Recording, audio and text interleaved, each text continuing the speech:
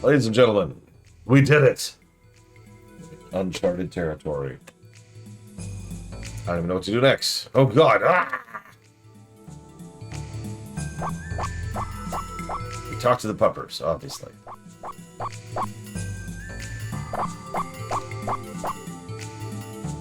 Use water. Nah, I'm good. Is that a blade water, I assume, Dakota? You're late. You made me wait for ages. No, well, okay, game, you don't have to call me out like that.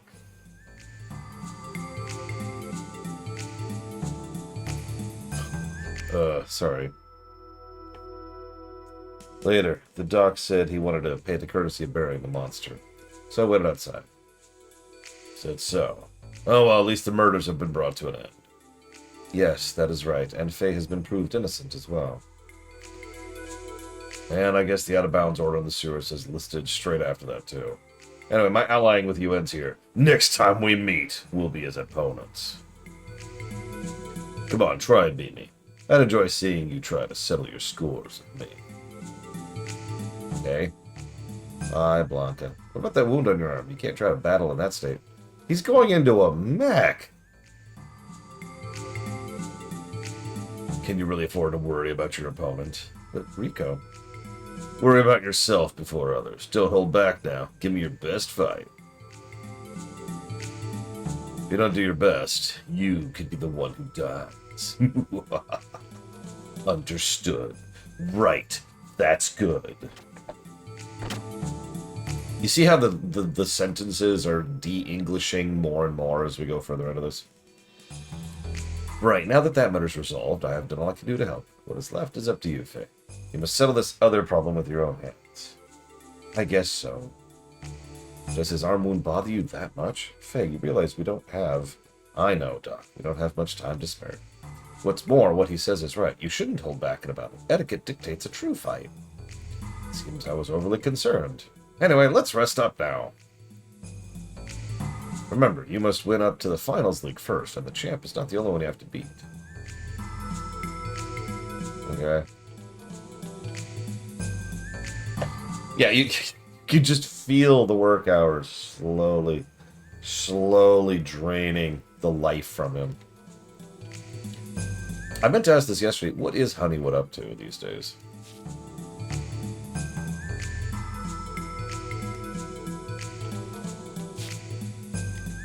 What, you don't like being a gladiator? So, Walker wants to know what it is I don't like about this game. Let's see. It's too edgy for my tastes. It's too bleak.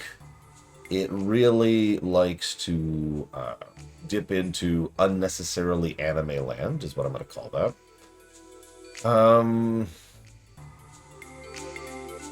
I think that's it. As far as, because you're asking on the story axis, obviously. Right, you told me that. Level 5. God, so I'm tired. Yeah, no, it is either coffee or bad. One of the two. Not sure about which of those it is yet. That's one of the goals of a review. Where the hell am I? Oh god, this brown and gray block.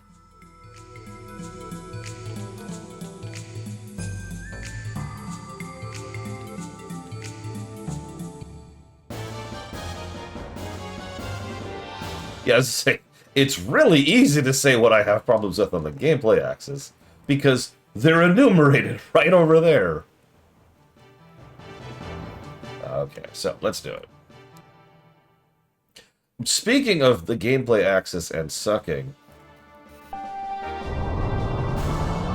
I decided to give this little mode one positive. Only one.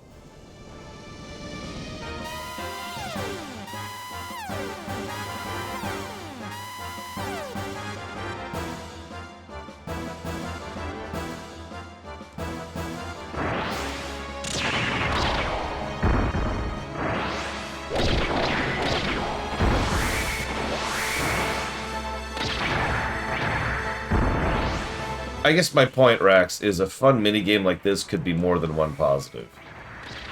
But, yeah. It controls pretty badly.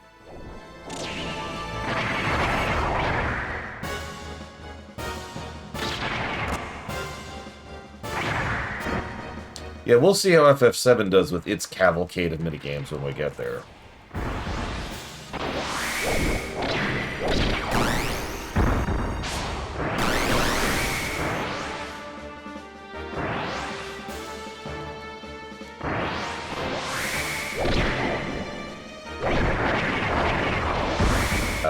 Okay. Just straight up not doing what I said to do there. That's cool.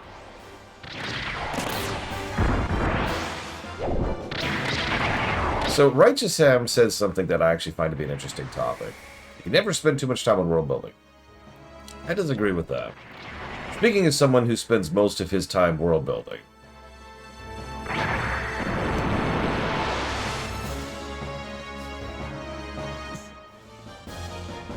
not to quote a much better channel than mine, but there's this wonderful detailing over on Overly Sarcastic Productions about how to add elemental systems into a fictional setting. Now, that's the focus of it, elemental magic. But one of the first things she talks about is how there's layers to reality, right? There's what you can see, there's what you can touch, there's what you can taste. But as we've learned more and more about how reality works, none of those things are actually true, right? You know, I'm having really good to use an example here. This is solid, right? No, it isn't. Because there isn't really such a thing as solid. That's a very basic, bare-bones example of what I'm talking about. Wow, this is 6 years old now. But you get the point, right? And so, I need to sit down and actually make a chart for this at some point. Yeah. Because there's a finite point at which you don't need to go down to the subatomic layer in order to actually really be explaining your setting. By the point you've gotten to the subatomic, you have officially crossed go, and you have gone too far down the rabbit hole. Now, how far down you go, it's a little bit more debatable.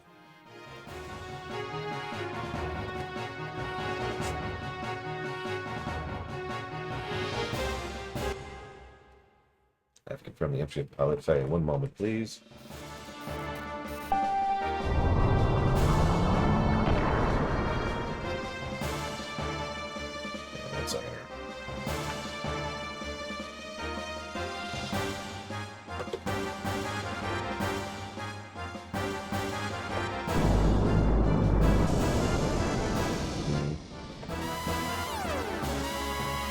I haven't decided on the negative side yet, but well,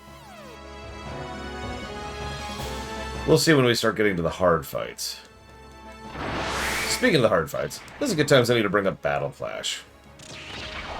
Everyone in chat right now, what the hell is Battle Clash? Well, it's one of those SNES games that has an extremely generic title, but is weirdly interesting and has actually always interested me for what it is. If I explain the premise to you, you just say, oh, it's just a generic anime. And you're probably right. But they did some interesting stuff with the world building, which brings me to the idea of the battle mechs in that game. Kinda, yeah. Wait, whoop. So, the idea is, the whole world has kind of gone to hell. Very Mad Maxy. But instead of, running around in diesel engines, everyone's running around in mechs. That's pretty much the premise right there. Mad Max with mechs. The thing that I love about it, though, the thing that interests me about it, is every single mech is custom. There's no such thing as a factory somewhere that actually makes mechs. Yes, I realize how stupid that is. Let's just move past that really quick. So in other words, every single mech in the entire game is custom tailored by the person who actually built that mech. With me so far? What that means is there's a lot of personality that goes into the mechs. Not just in terms of, like, looking like them or whatever, but because the mechs then inform what kind of strategies they employ, what kind of tactics they have. It's a boss-only game. Every fight is a boss battle. It's one of those types of games. So, Every single boss has different tactics. You get the general idea. But it always interested me, the idea of being able to fully make a custom mech to whatever strategy it is you want to employ. And it's something that I see other games do without earning it. Which brings me to Xenogears. Mechs in this game are dug up or repurposed from old tech, or slammed together and salvaged from old tech. And yet, somehow, magically, virtually every single other mech in the game is custom tailored to the person piloting it. Something about that vaguely bothers me, because I feel like it's skipping a step there in allowing the people's personality to actually be demonstrated by the mechs in question, because they arguably shouldn't be in several cases.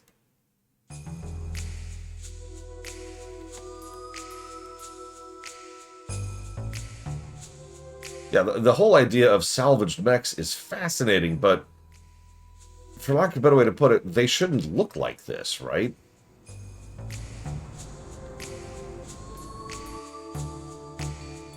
They should probably look a little bit more like, well, honestly, like the Dora. Slammed together with bits and pieces of other mechs. You know, like the salvage pump, right? Should probably be the aesthetic of the mechas. And honestly, that actually sounds really cool. Oh yeah, or the Sandman mech, exactly.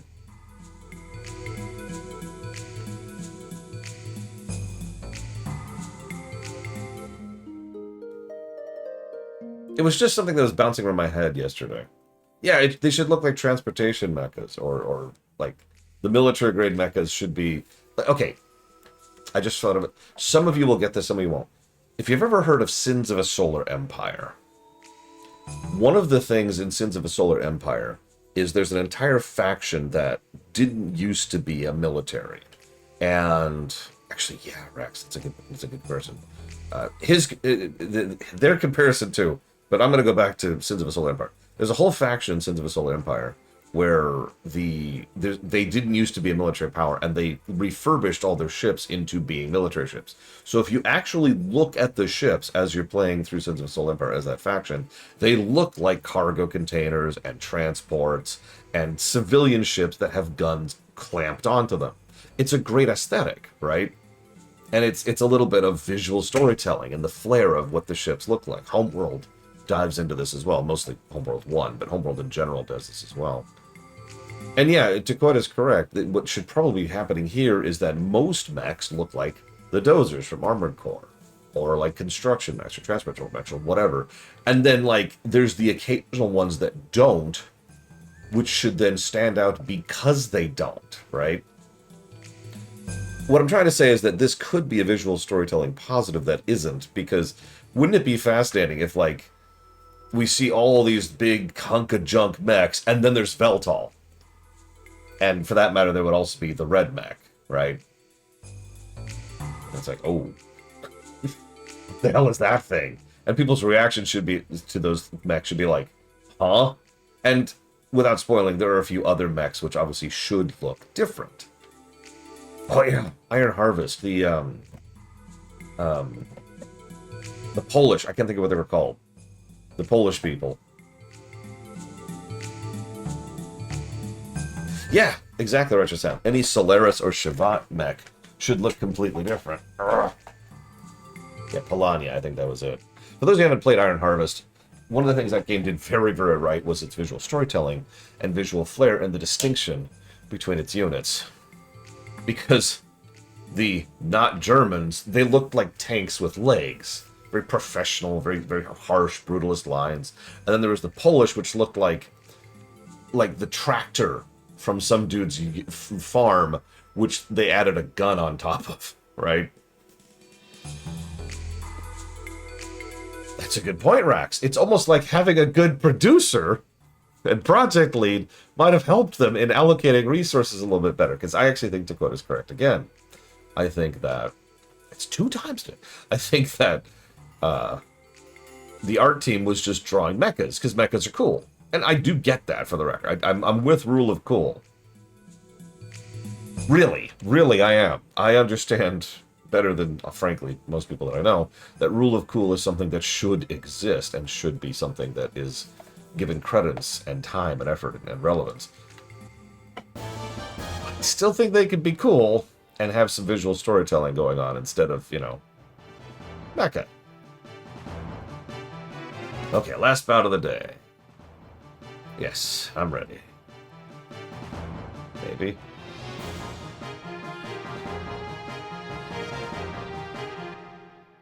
Yeah, exactly, Prisoner. That's why I mentioned the Dora earlier, is because, yeah, that kind of looks pretty cool. And very on point for what it probably should be. Honestly, the Dora looks like they just clamped several chunks of mechs together to make it. And that's exactly what that should look like.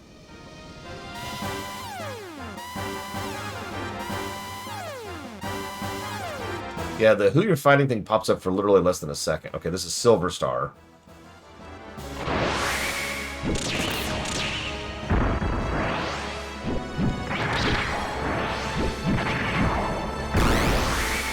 Oh my gosh, okay. My bro. Yeah,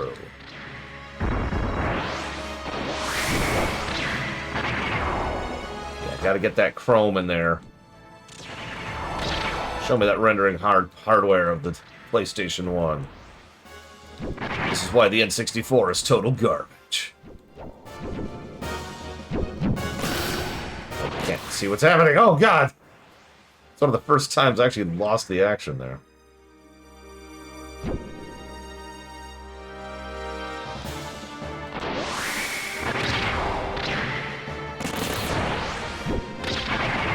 Hello, Link Kelda. Give me 1 sec.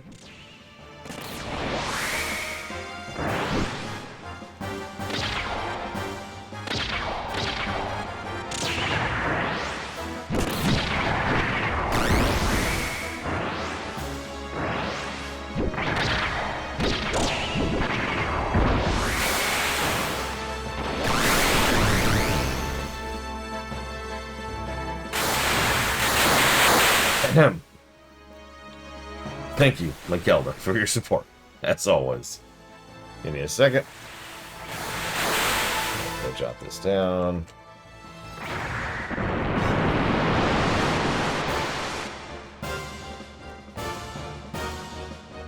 For RNC3, up your arsenal, Naruto, etc. Jack. Okay.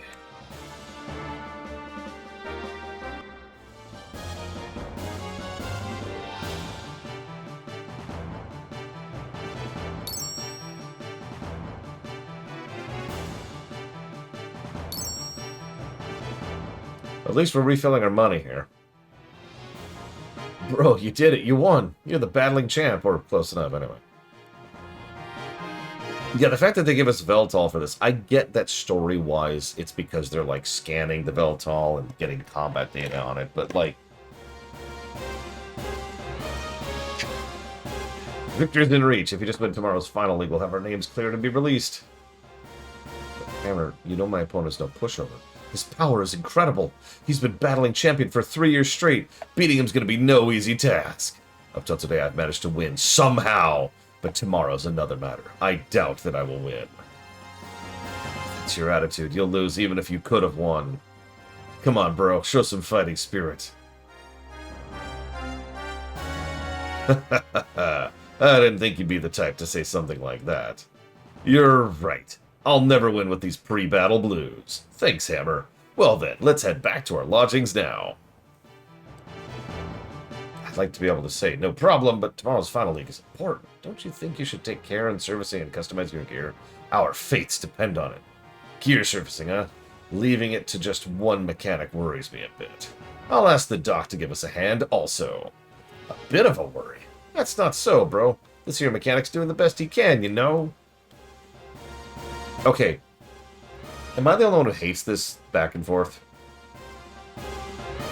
Yeah, this feels like someone suddenly grabbed a scene from a completely separate game and just smashed it in here. This is weird.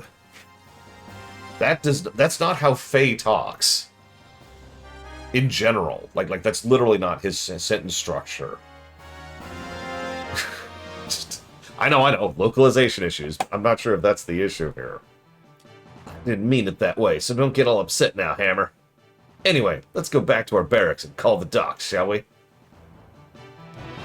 Wait, don't you think you should save your battling record in the memory cube? I suppose I should.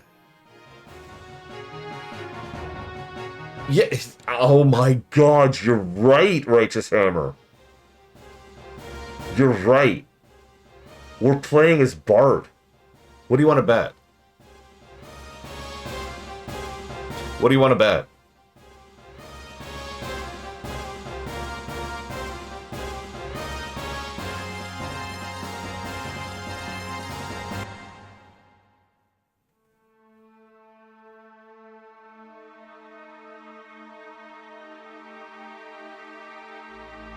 That's what I'm wondering, Righteous Ham.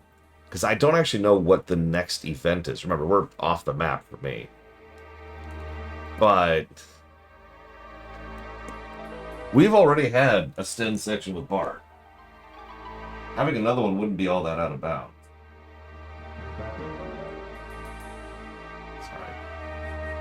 It's alright, hang on.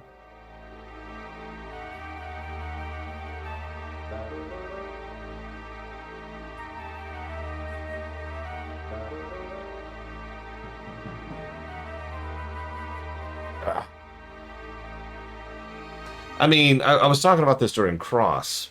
Writing, one of the things I find fascinating, speaking as a writer, when analyzing fiction, is you can kind of feel how the pieces were originally designed and how they were edited and changed and truncated. In really polished works, you generally won't notice when they change plans midstream. But to use a counterexample, anybody can tell that Leia was not always Luke's sister, right? I'm sorry, that is kind of a spoiler, but I'm using that as an example because if you go through with even like a casual eye, you can tell pretty immediately, yeah, no, those two, that thread was not connected until, frankly, until Return of the Jedi. Is that all? Yep. This is the best that can be attained around here. You think I can win with these crude parts? You've got a point. Compared to the Champ's gear, the quality just does not match up. There's nothing we can do. Master Rico's gear is a special make of gear provided by the committee. Maintenance to part, it receives the best of everything. As long as money's involved, the Champ will go all out. That's one of the reasons he's so powerful. So this is Formula 1. I want to make that game now. Formula 1. With a bit of like a small, just like a light management sim on the side, managing your mechs. And instead of, cars, it's mechs. Can't we get better parts? This... As usual, you haven't learned anything, have you? Who's there? Someone you should have fought back in, the city you keep forgetting the name of, but you didn't. Long time, Faye. You are the one from the Ave tournament. Yeah, the one I didn't actually fight, because I went down to a drunk guy and a brick. Never living that down. What do you want? I'm busy right now. No matter how high quality your gear may be, you won't be able to defeat him. What are you talking about? Why can you teleport?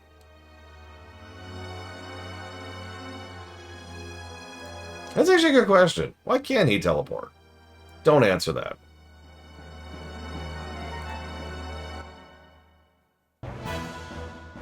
You still do not understand, do you? Then let me show you the power of Choco Anger. Why do you suddenly want to fight for? Why do you Hold on. Why do you Why do you suddenly want to fight for? Nope, that's what that sentence says. I had to reread that like 4 times.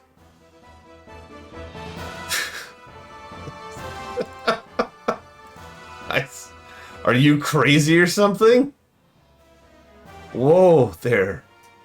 Have you seen my wife? Enough talk. Take this. Whoa! You're serious? Of course. So put up a good fight. Because if you don't, your life is mine.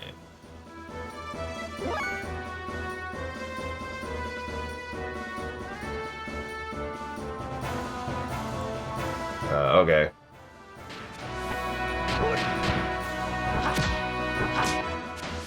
Sorry, Walker. I actually saw a comment this morning that pulled a small smile to my heart.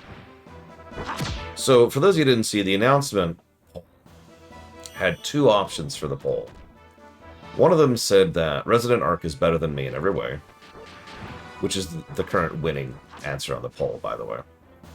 The other thing said that nobody cares about gameplay in JRPGs.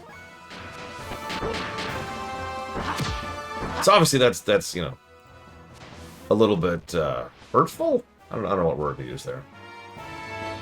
But the comment that got a smile out of me was, both of these options are false.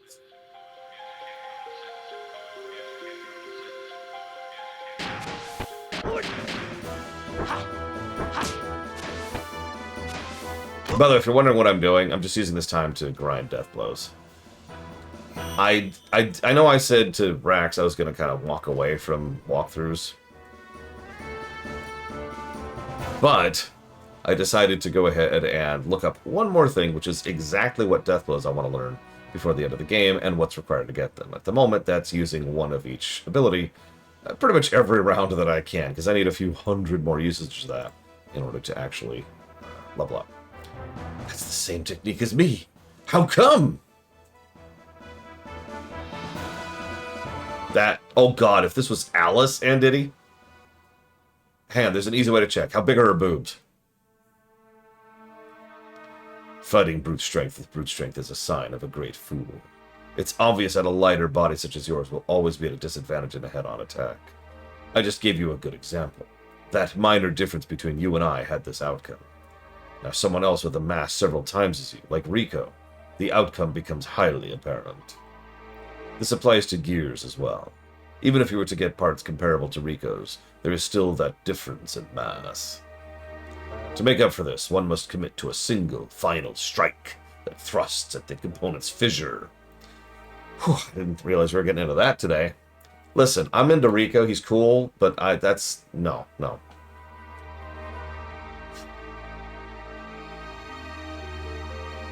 I have given you the hint. It's up to you to figure it out through experience. Wait, why is it you have the same fighting style as I? Oh, and how do you know my name? Tell me! Humph, fine. It was 3 years ago.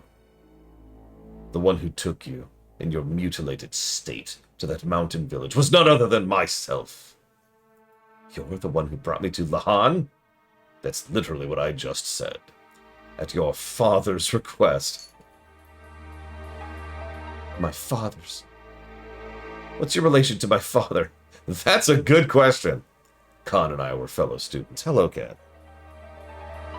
Cat? Okay.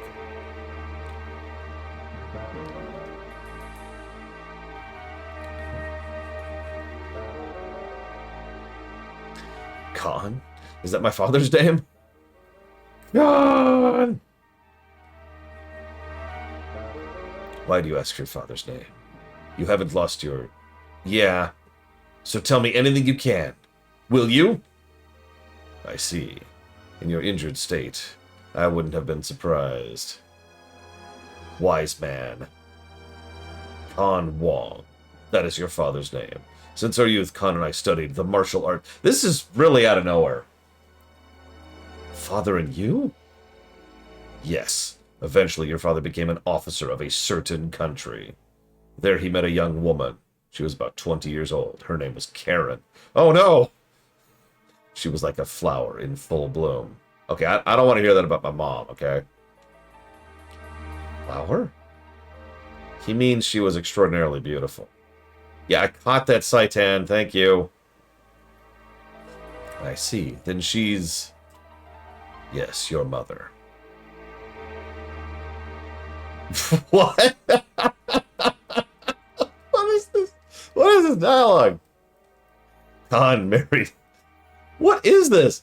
Khan married your mother, and I left on a journey to strengthen myself. Then my mother? Where is my mother now? You do not remember that either, I see.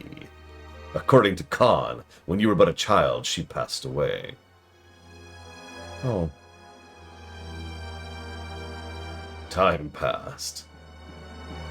Well, your father was studying the tail, I was studying the fist. During my journey, I received a letter from Khan. The letter said that his son was taken away by a man. Khan once said you had special powers. The man who wanted that power took you. That man was Graf. Yes, let me explain to you what sex is. So you see... No. Graf, he took me away? You've met him? Yeah, 3 times. Hold on. No, that's true. Holy crap. It's amazing you are still in one piece. It seemed to Graf I was still not powerful enough to achieve his ultimate goal. Anyway, let me hear more about this story. Khan wished to go find his... Why is this still happening? Khan wished to go find his son, and if possible, he wanted my help. I agreed to Khan's request and began searching for you. And that man. Then came that one fateful night 3 years ago. There was a violent storm. The storm felt... Oh my god, there was a storm that blew us off the course with our father and our father's best friend. I'm sorry, Chrono Cross, hello? The storm felt as though it was thrown at us through sheer rage. That night, Khan notified me that he had located his son, so I headed for that location, as if I was drawn to it. You and Khan were wounded badly. I have no idea what happened between you two and Graf. By then, Graf had already gone. I don't know why, but probably he was driven away by Khan. Khan decided to pursue Graf and left me to care for his son. I provided you with the necessary first aid and left you in the custody of those village people. I'm just making fun, PB Good Fate. I mean, FF9 pulls a similar trick, if you remember. See, even the categories. Then I followed after Khan. You probably lost your memory when you were injured then. Yeah. Like, okay. Anybody who knows me knows I'm not a big fan of the Izuchi thing. I'm not. I do not enjoy it. But I've actually made an effort in the review system to not ding it unless it's particularly egregious. So, I present to you particularly egregious. Why did my father pursue Graf? I do not even know. Just that he said it was not only for the sake of his son, but also for the sake of the world. That man had to be disposed of. He added that if something were to happen to him, I would have to take care of the rest. I haven't seen or heard from him since. Graf said my father was dead. If Graf has been appearing in your presence, then that is a possibility. That is truly unfortunate. Do you remember anything about your fighting techniques? Huh? No, nothing. Your fighting skills were probably taught to you by Khan. Khan and I both studied under the same master. That's... Okay. This is unkind. But does anyone else get the vibe of this being a PowerPoint presentation? Alright, now that we have discussed your parentage, let's go ahead and move on to the next slide. We will discuss your attack techniques, okay? Now that we've discussed that, hang on, next button, there we go. So this slide is going to be discussing the night that you were left at the village, okay? As you can see clearly by this chart. Well then, I must be off. To where? I will go find him. I need to pinpoint what his intentions are. And also for Khan's sake. Just tell me one thing. What country was my father an officer for? That's a mouthful of a sentence. What country was my officer... What country was my father an officer for? That's a lot of F's in a row. Are you going there? I don't know. There are other things I have to take care of. You see, I got a bomb on my neck right now. Yes. The floating land which tries to hide behind a wall, protected, as if to conceal their failure. That is Shavat. I think that's the first time they've mentioned Shavat. That is your father's country. Shavat? The floating land? Farewell. I can teleport as a reminder.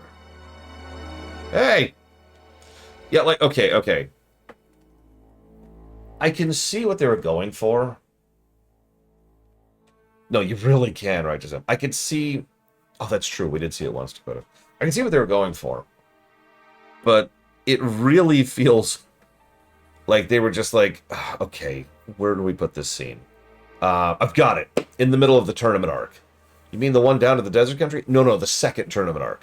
Oh, okay. Let's put it there. And they just crammed a giant pile of text. You notice that that was an extremely boring scene. Let me explain what I mean by that. There are lots of techniques and tricks that you can use in order to make a scene more engaging. Obviously, there's the writing side of things, but there's what you do with the camera. There's what you do with the blocking of the characters, the storyboarding of how people interact with each other. You can use flashbacks. You can use stylized pictures. You can have musical cues. You can have sound effects in the background. There are lots and lots of techniques that exist to try and convey information. Something that is taught extensively in television in particular is one of the worst things you can do is have an entire scene be just two people talking with a static camera. Now, to be clear about that, some of the best scenes of, say, Star Trek or Babylon 5 or shows like that are just two people talking in a room. But if you think about it, if you picture those scenes in your head, they did things with blocking, with camera usage, with lighting, with visual presentation, to flesh out the scene so it wasn't just a camera setup and two people chatting. You'll notice that during this sequence, the camera has been at this basic angle for, with one exception, for the entire scene. And nobody was doing anything. They were just looking at each other while they were talking. Now, that's an extremely cheap scene to produce. It requires essentially no editing, no coding, no scene design. They could just smatter on a bunch of text prompts and then be like, all right, walk to this point, fade away, done, and there's your scene. That makes it very disinteresting to see. So in addition to being a giant smorgasbord of badly translated text, it's also visually uninteresting. Do you have to claw at the carpet immediately next to your scratching post? Is that required? You stupid cat. I hate you. I want you to know that. No, I'm not giving you scritches. This is me expressing my unabiding hatred of you. Stop rubbing up against my hand. So, forgive me, negative to cutscene. I think this is actually the first cutscene that's just straight up bad in the entire work. Just no, really. This is not a good scene.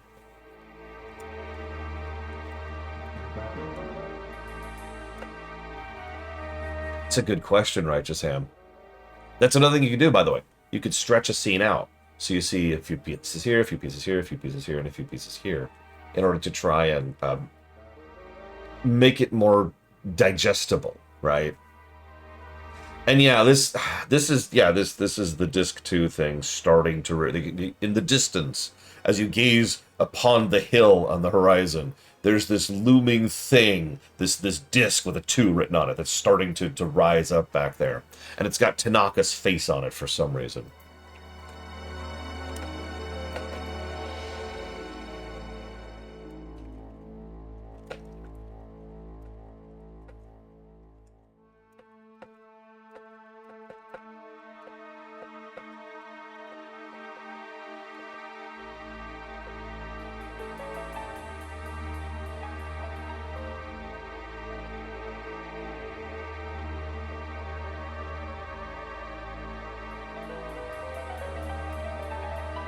Oh, and by the way, real quick, can I just say yet again that the more I analyze this game, having, actually going through it, the more I think that Groff shouldn't even be in it.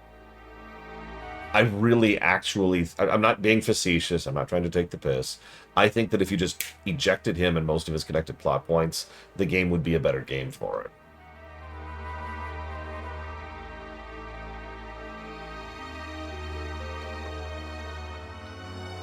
Is this the second time you've met him? Huh? Yeah. Since that tournament in Ave, which I sure did win. He sure is a mysterious person. What's all that about? He disappeared like the wind. I probably won't understand straight away what he meant today. I've only known you since you arrived here. What?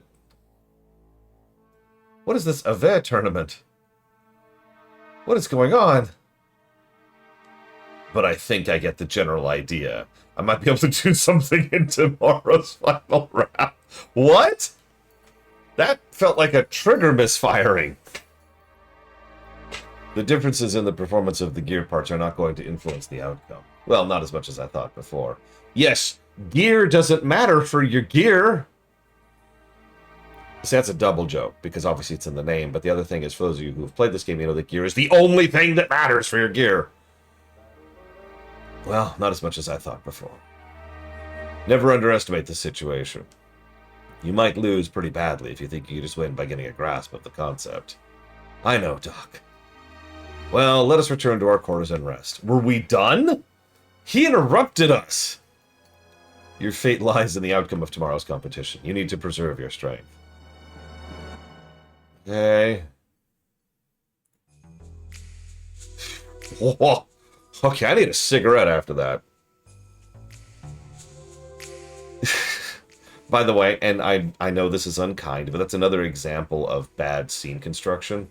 This is actually extremely common in Hollywood, like in big Hollywood movies.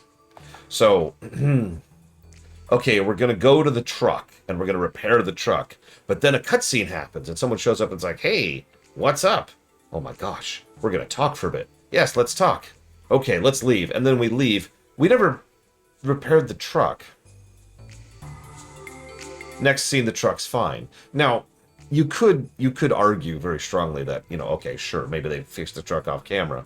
But it's a really common point that the writers, quite frankly, didn't think of it. Because they don't care.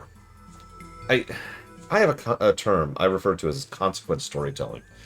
What it really means, it's a bit of a misnomer, but it's stuck in my head now. What it really means is when the writing feels in-universe.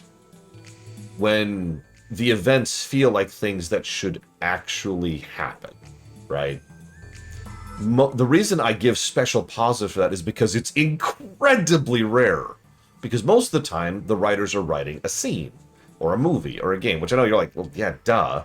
But no, my point is, the reason they move on from repairing the truck is because the truck is not the point of the scene. They weren't there to fix the truck from a writer's perspective. They were there to get interrupted by the dude who showed up to talk with them. That's why they were there. The truck was an excuse to start the scene, right? That's your onboard ramp to the scene. So from an out-of-universe perspective, it makes perfect sense that they leave as soon as the conversation's over, because the point of the scene, their goal has been achieved. Talk to person. But that doesn't make sense in universe. In universe, they were there to fix the frickin' truck, right? I'm using this as an example, and I'm probably doing a bad job of it, but you've probably seen this 1,000 times, whether you've noticed it or not. Fiction loves to do this. The moment the writers and or the viewers/players have been conveyed the information, the scene just kind of moves on because the goal has been achieved, right? Yeah, it's a relatively easy thing to get around, and most writers do not bother, which is why I love it when they do. Excuse me. All right, so what the hell was I doing? Oh god, yeah. Characters getting food and then not eating it, you could make a drinking game out of that. Seriously, watch any movie or show sometime. The amount of times people will... There'll be a startup scene. Again, it's the onboard, right?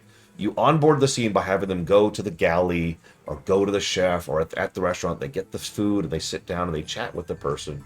And either the conversation is the point or the thing interrupting the conversation is the point. And then, usually at the end of the scene, if it bothers to showcase it, they just leave, having not eaten anything, because the food wasn't the point.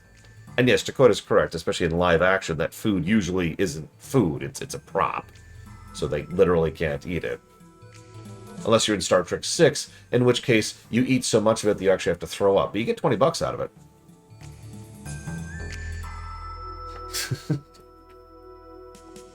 Anyways. Right. So, I guess we're fighting Rico. Let's do this. This should be fun.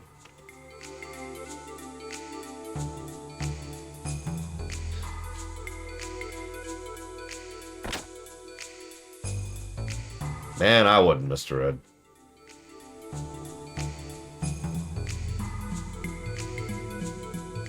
Yeah, I don't remember why they used to do the gasoline thing. Back in the 70s, 80s, and 90s, the cardboard and styrofoam food was really popular, too.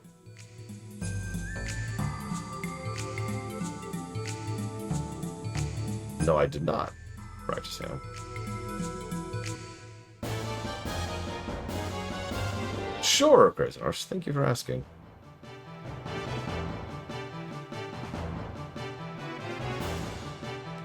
Today is the last day of the games, the Finals League. You could challenge Ricardo Banderas. Do you desire to enter the Finals League? I am ready. Let me at him.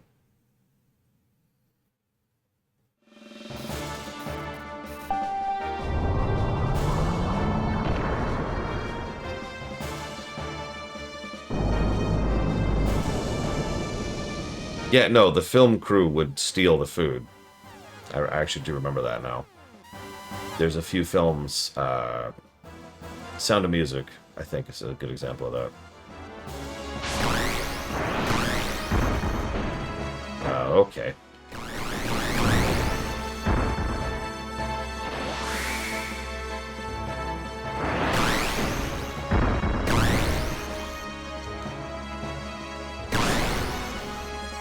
There it is.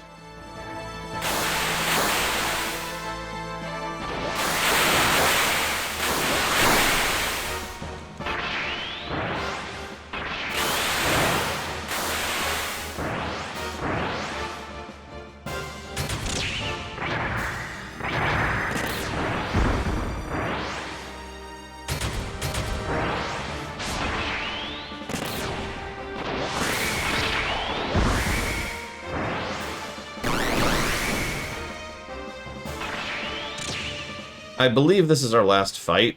You can actually go do more fights in the future with different mechs, which have different moves, which is weirdly in-depth for this kind of a little mini-game thing, but whatever.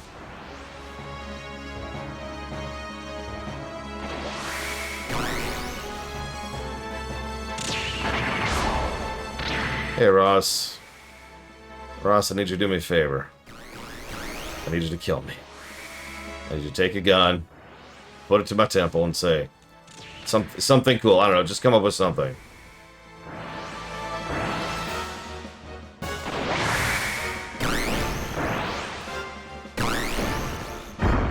That's bullcrap.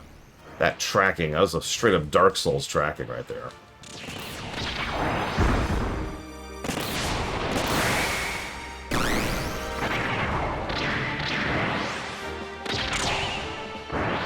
Did you see we finished Season 2, Ross?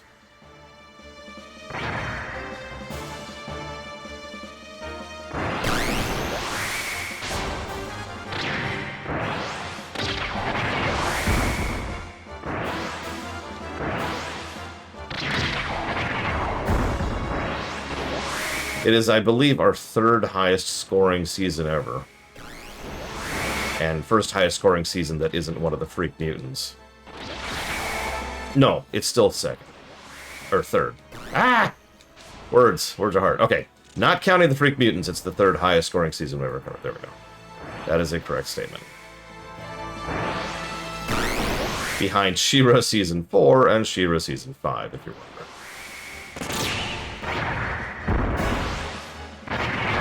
I don't remember what the song was off the top of my head. Sonicom. That you reference.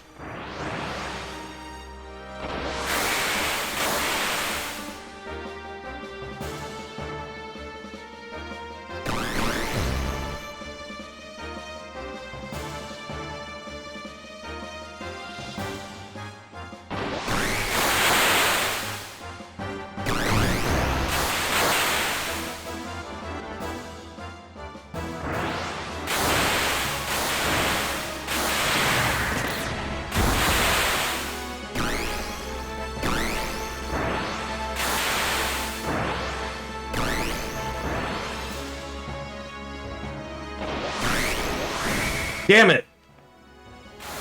I actually just died because of a camera. That's irritating. I couldn't see what was happening, and so I literally couldn't react to it. I was actually going to turn around and try and shoot him, and then the camera decided to do that weird flip thing, and it completely threw me. Like, you saw that, right? The camera just like, oh, wait, hang on.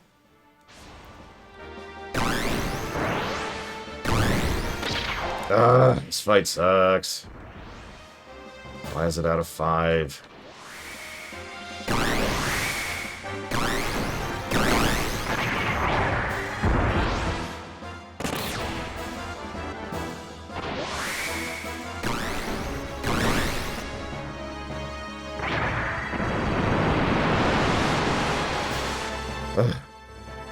Screw that fight. Hey, your machine's been rigged. I'm gonna tell the committee on you. Yeah, he's definitely had his gear equipped with parts that are in violation of the rules or something. Shut up. Don't embarrass me any further. How could such special parts exist in the Imperial Capital anyway? Especially since you can't leave the Imperial Capital with these collars on. But Rico, then... Thought I told you to stop. Keep quiet. That's right. It's impossible for a one on his own strength. Stop trying to trump on false accusations.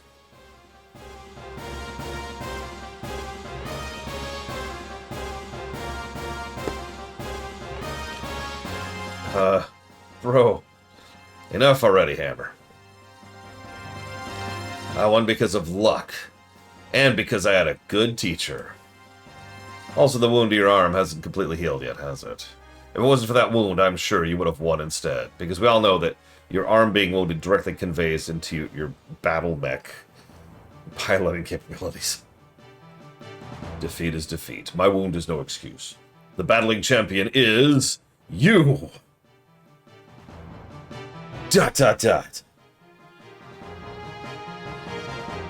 Well, I have something I must see to. I'll be off now. Champ, wait up. Let us go with you. I am no longer the champ. You guys will just get in my way. Don't follow me, okay? In your way? But champ... Rico!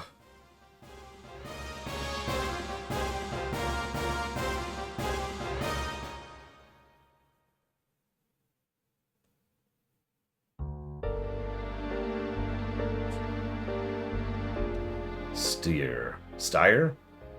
This is the last. Hang in there with me.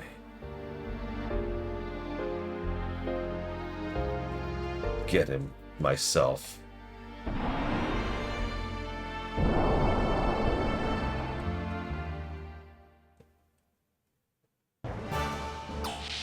Oh yeah, all the pilots are wearing bikinis, regardless of gender. Hey look, check this out. There's only one control ship. The other 7 are either ether-guided. Who the hell's controlling all of them? I never thought you'd be the escort commander. Dominia? Dominia? Who's that? Hey, not the one from the Elements. It's been a long time, Elhaim. The last time was Jugend, wasn't it? What are you doing here? This is a vital mission ordered from Central. I already have Ramses' order. The Hecht is not to be piloted by a common soldier. I will take the Hecht. I didn't even need an escort, but this was also part of the plan. This will be a good fight. Wait, tell me what our target is. You should know. That's restricted, but I guess I can tell. The electric generator in the eastern section of Kislev's imperial capital. The target is a reactor left there by an ancient civilization. Isn't everything in this setting left behind an ancient civilization? Reactor. If you attack that, then Kislev will... Probably most of it will be destroyed. The rest will be uninhabitable for hundreds of years. Why are you doing this? The Purge, why else? You may know this already. Kislev has the Gatekeeper. The original gate is controlled by those vulgar lambs. This land barrier was made by our predecessors. The lambs are trying to destroy the gate. Are you going to allow that? That may be so. But do we have the right to get involved? Does that bother you? Since when did you have a conscience? War, strife, betrayal, deceit are all that are on the lamb's minds. Remember, they're the other. They're different from you. That means they can't be trusted. Surely you should know that by looking at the fools in this country. Why do they call people lambs? They actually have already said that in-game. They call people lambs because it's a way to vilify the other. It turns them into an other that they can then use to maintain their fascist regime, blah, blah, blah, blah, blah, blah. Just let them loose and see what they do. They would pillage and loot our world, acting as if they owned it, like this. Advanced knowledge or tools aren't necessary for common house pets. We must lead them where they belong. You were originally a land dweller, so why? I was chosen by the commander. Don't look at me the same as those stupid lambs. Yes, well, you've shirked the duty that was instilled in you since your Jugan days. Arguing with you is a waste of time. I was a surface dweller myself, but I'm going to purge the lambs. I want you, the shepherds, able to see with your own eyes what I can do.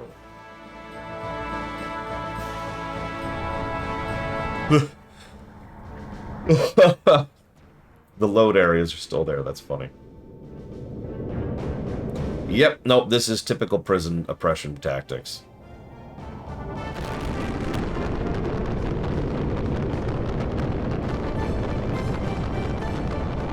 The people at the bottom get, every now and again, people who play by the rules get pulled up a step.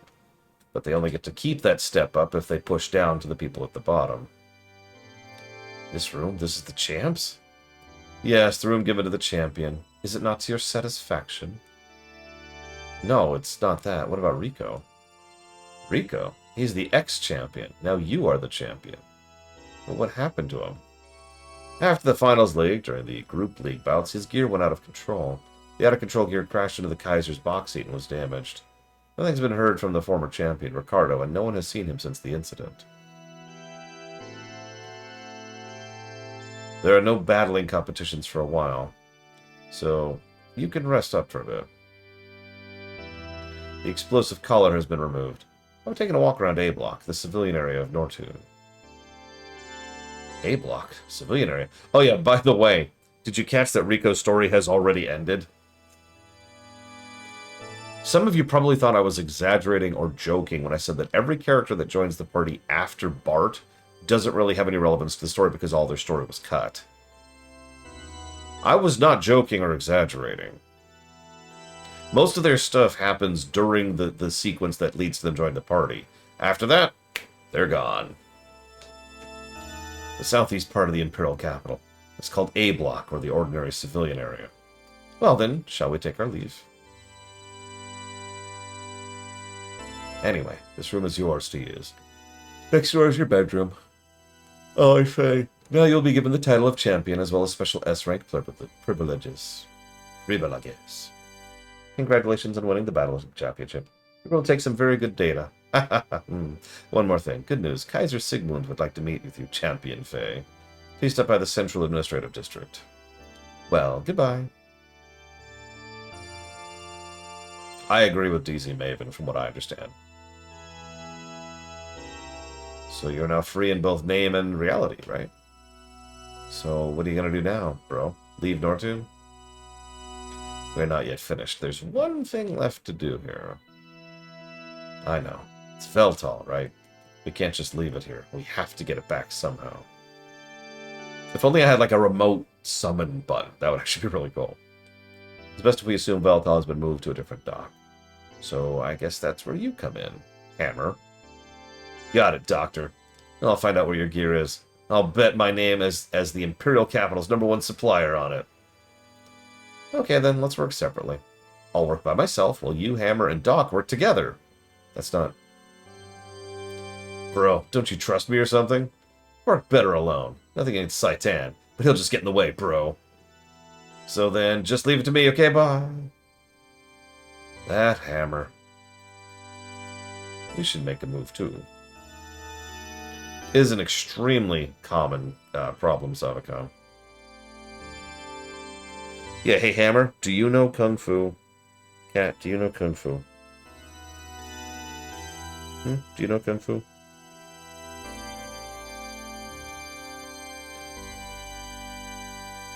Oh, man, I've been having so much fun, Act. Now, listen, I'm going to give you this needle. Okay, it's a really long, it's like this long. I want you to jam it just, like, right through here, okay?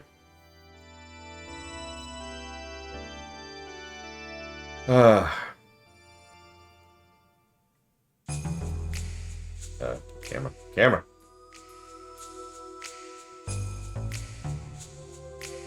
Damn it, Volo! I need some help.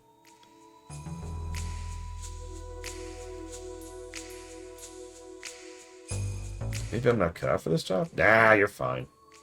Hammer's gone. Without him around, you know, it's kind of lonely in this bar. I knew your power was genuine. You even took out the champ. It explains why I couldn't win against you. Figures. No, it was the bikini.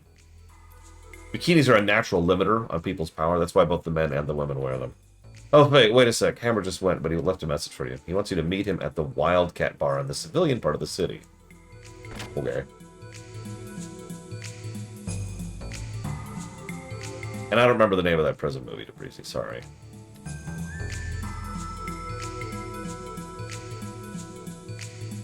It sounds familiar, but I'm not remembering it. This is the main town. Developers are like you. What? You're... Excuse me. Please go on through. Thanks.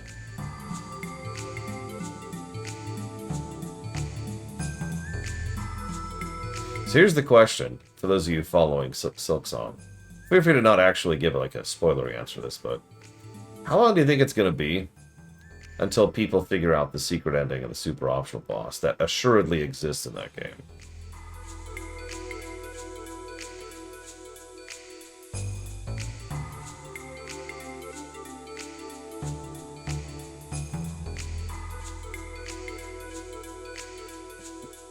While we're here.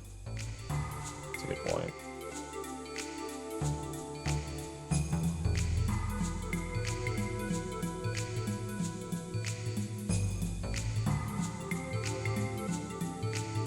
Less than a day. What kind of baby game is that? What kind of Dark Souls-like is it? Oomph, I say. Oomph. Elitism. Let me just pull up my own website here.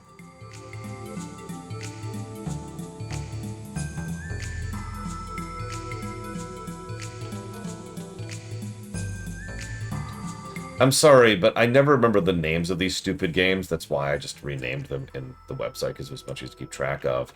Trails in the Sky, Trails in the Sky SC, and Trails in the Sky the Third. Man, people think Kingdom Hearts is bad game names. Holy crap.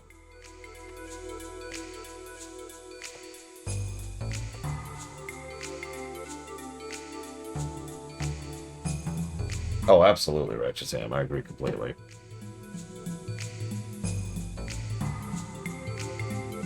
Oh my god, I knew it. The secret super optional mega ultra boss is... I don't remember his name. It's the guy who's like really braggy about how awesome he is back in Hollow Knight, but he's actually pathetic. Usually meet him in town. I can't think of his name. It was him! Yeah, Cold Steel finally got it right. Zote, that's his name.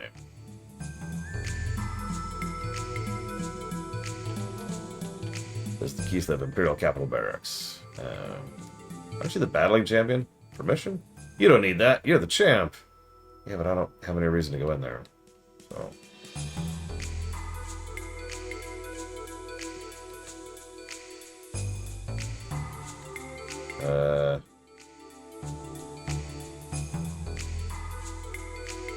Why 3 wheels? Because the Reliant is just that great of a car.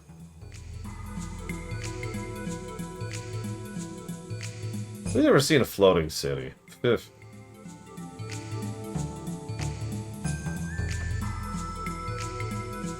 That's a good point. We need to differentiate this from FF7.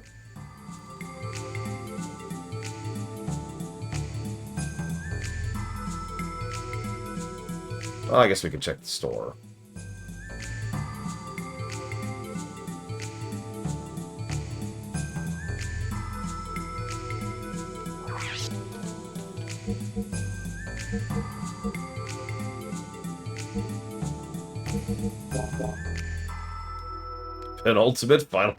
Penultimate fantasy. Yeah, I've been playing PF3. Oh man, I'm still on PF2.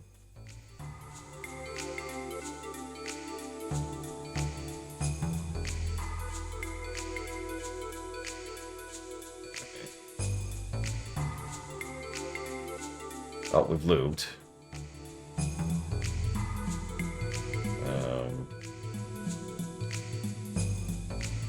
Okay, the interest is getting on. Where am I going?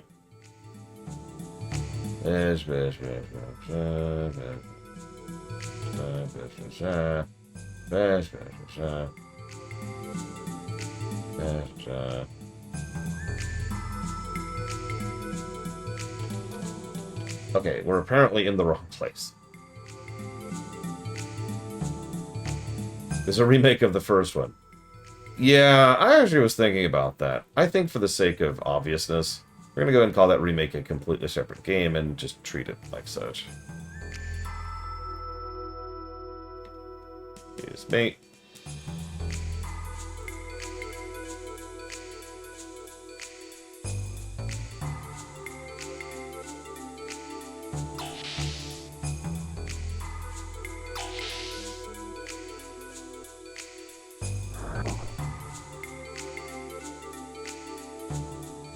No one's around. I thought so. Security's been lightened to lure Faye. I suppose knocking on the front door's out. Guess I'll get in through that air duct up there. Okay. How are you going to... Never mind. Thank you for the sub, Act. As always. This is the Central District. The Kaiser's room is up this elevator and up the West Wing stairs. Done. Let's go. Let's go, let's go, let's go, let's go, let's go, let's go. Yes, they need to lure Faye in. Faye, please come here. Oh, okay. Congrats. I think you are now the 3rd person to donate to Silksong. Nobody's been funding Silksong, which honestly is kind of a relief. I can just mentally push that one off, not have to worry about it for a while.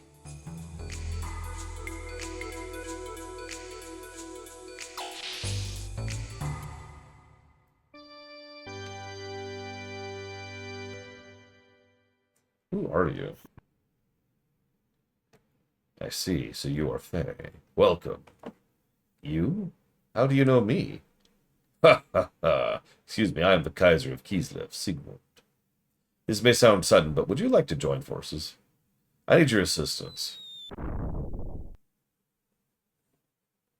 Ah! Huh? It's you, Rico. Not good. Coming again. Later. Mutant. Security. Arrest this intruder. He wasn't with you, was he? No. We weren't.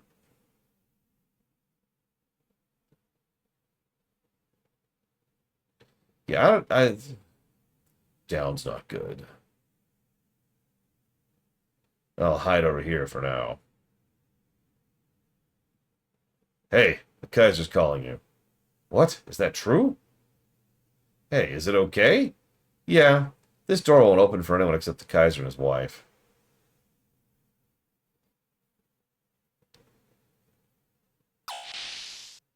Hey, it does open. Huh? What's this room? Huh? The smell.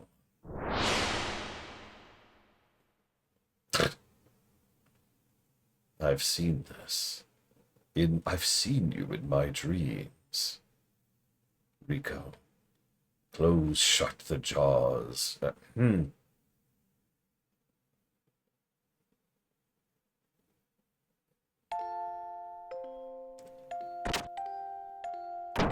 Other.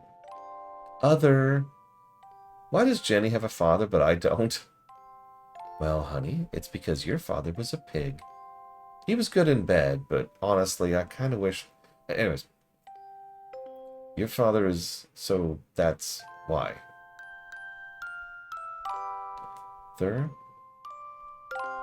Other, you have to rest. Now listen to me. Your father's a great man. Someday you'll follow in his footsteps. Cough, cough. Uh-oh, she's got a cough! You know what that means. 3 days to live. Mother. I'm different from other kids. Even my nails are long, and look at my ears.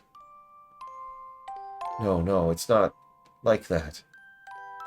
Mio from across the road keeps saying I'm not human. When I get older, I'll be a demi-human. What is this, Chrono Cross? I'm not human? Then you're not my mother? No, I don't want that. Oh, gods, please have mercy on this child. Get out. Go away, you mutant child. Cough, cough, cough.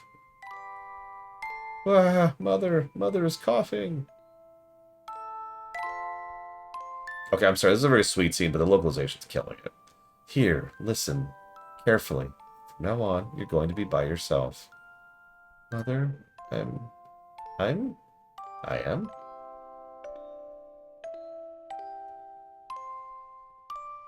Is that kid me? My childhood memories. I've forgotten.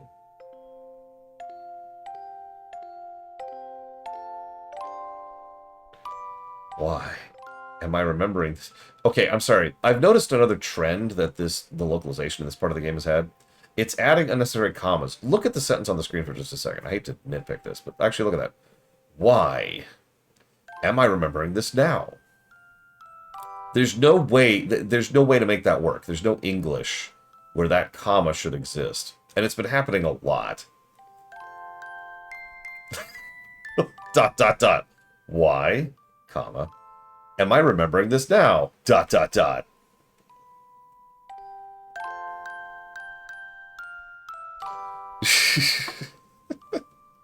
Yeah, there's... Again, I'm trying not to punch down too hard, but wow. It's funny because most of the localization early on was actually fine. But it's you can just...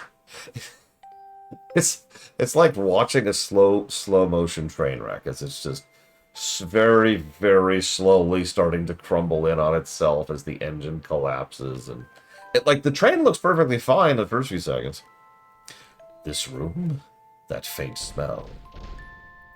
Hey, you in there? Open it up. Why would we go here to look for him? What are you thinking, breaking into the Central District?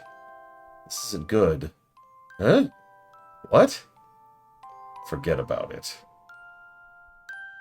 Forget about it. Okay. And that sure was a scene. Huh? You. How did you get in here? Nothing. That's not an answer to that question. How did you get in here? Nothing. I just came in through the entrance. Ridiculous. It shouldn't open unless it scans the right DNA. It couldn't open that easily. It was probably a malfunction. Doesn't matter. Arrest the intruder. Battling committee is after him for breaking his contract. Let them deal with him. Yes, sir. Well, I'll be seeing you around sometime. No. Can't possibly be. That man was suspected of trying to assassinate me. The police are looking into the matter now. Well, I have some sudden matters to attend to, so if you'll excuse me. Didn't you want to talk to me? Oh, here we go. And about my proposition. I need at least 3 dates first, okay?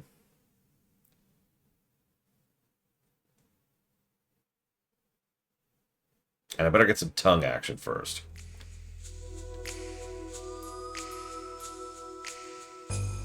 Alright, now it's time to do something I think everybody in chat, including me, has been wanting ever since we first saw it. Yes, ladies and gentlemen, it's time to get this chest. We did it. We did it! We got the chest.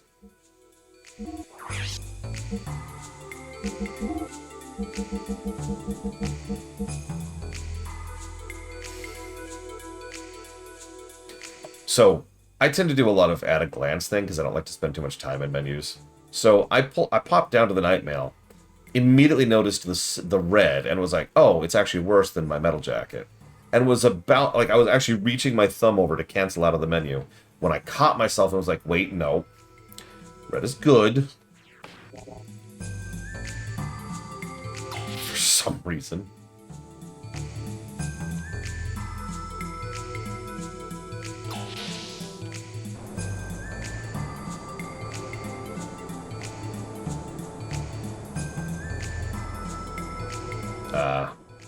Should I be allowed in this room? I'm gonna go.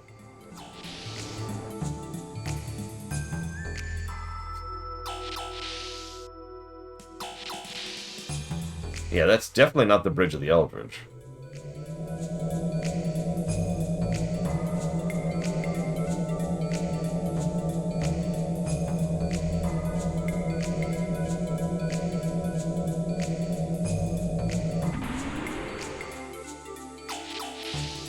Listen, we all know Mr. Red means that the stats go down, right?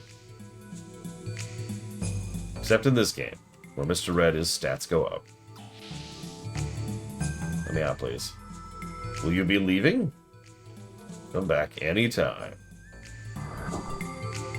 Hammer should have been able to get that information by now. Let's go check out the Wildcat.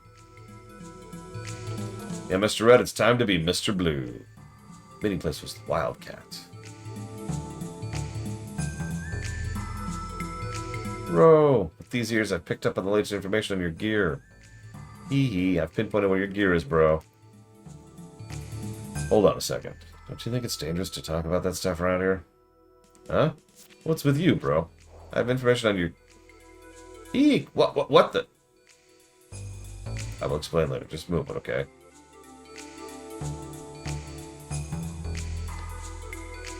Wait, bro, Doc, Saitan, where are you going? Hey, are you listening? Wait!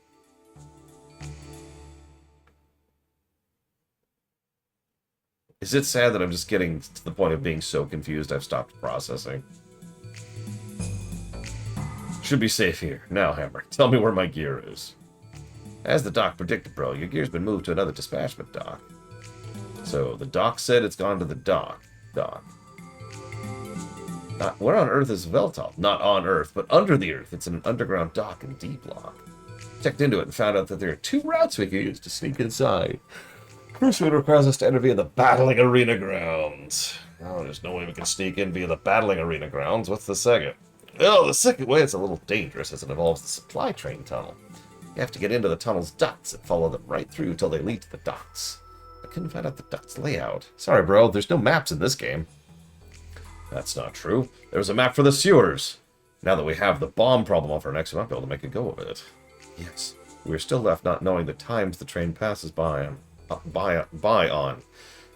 Will a supply train pass by at a time that's of any use to us? Not all of this has to be decided now. Let's take our time and plan it carefully. Firstly, Hammer, I'm sorry to put you out, but could you find out the days and times that supply train operates on us for us, please? I'll get right on it, bro. Well, then I'll be off. Shall we also return to D-Block for the time being? Sure. You know what impressed me most about the sewers? They weren't as bad as I was expecting. Oh, I know what you're thinking.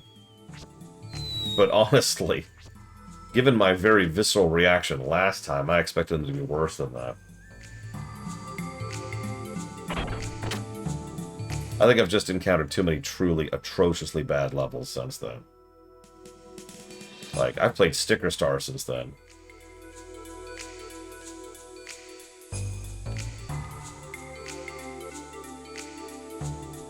I was also very prepared.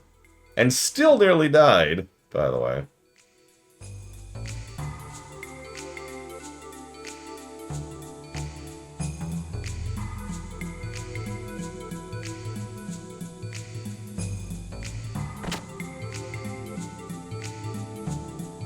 See? Bikinis. You gotta bikini it up, or else you're not in the post-apocalypse. You also have to have the Cyclops visor. It's really chic right now. Who are you? Don't be so cruel. We've been waiting for you. Waiting? For us? Please, come with us. This isn't going to be another stupid baptism ceremony, is it? Hey, wait a minute. I'm not trying to pick a fight. Keep talking like that, there's bound to be a misunderstanding. Leave this to me. Right, sorry. Well, I assume you're not hostile. Not here. Let's go somewhere else. Come, follow me. Don't worry, I've got boobs. And a butt, apparently. Seems we have no choice. Shall we go, Faye? I mean, it makes sense for us.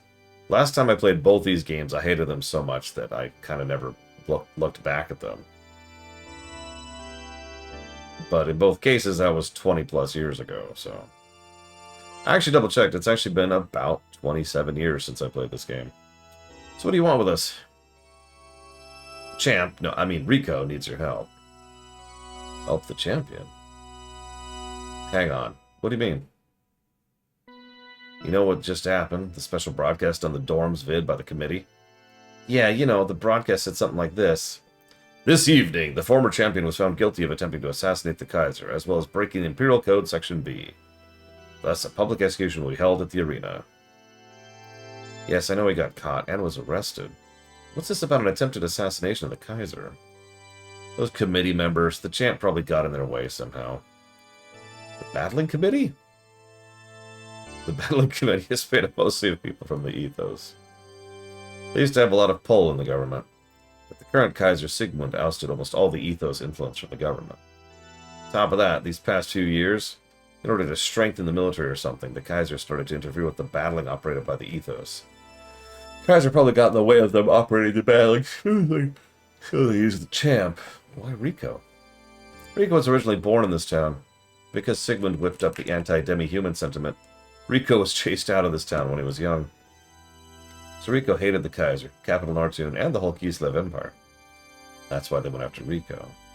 In the past, the champ has had many chances to kill the Kaiser. But the earlier crash in the box seat was disguised as an accident. But that failed too. The committee, fearing being exposed, used Rico. The champ is being manipulated by the committee. Please, Faye, help the champ. Now, you're the battling champ, but our champ is... Bro, are you here? Supply train times, dates, and destinations. Got 'em all. No prob. What? Hey, bro, what are you doing talking with them? Hold on a minute. Hammer, tell me about the supply trains. Huh? Is it alright with these outsiders? It is alright. They are our friends. Oh, really? Well, okay. The next supply train's operating date is tonight. But if that's too soon, the next one is... Hammer, did you say the supply train will pass here by tonight? Jesus freaking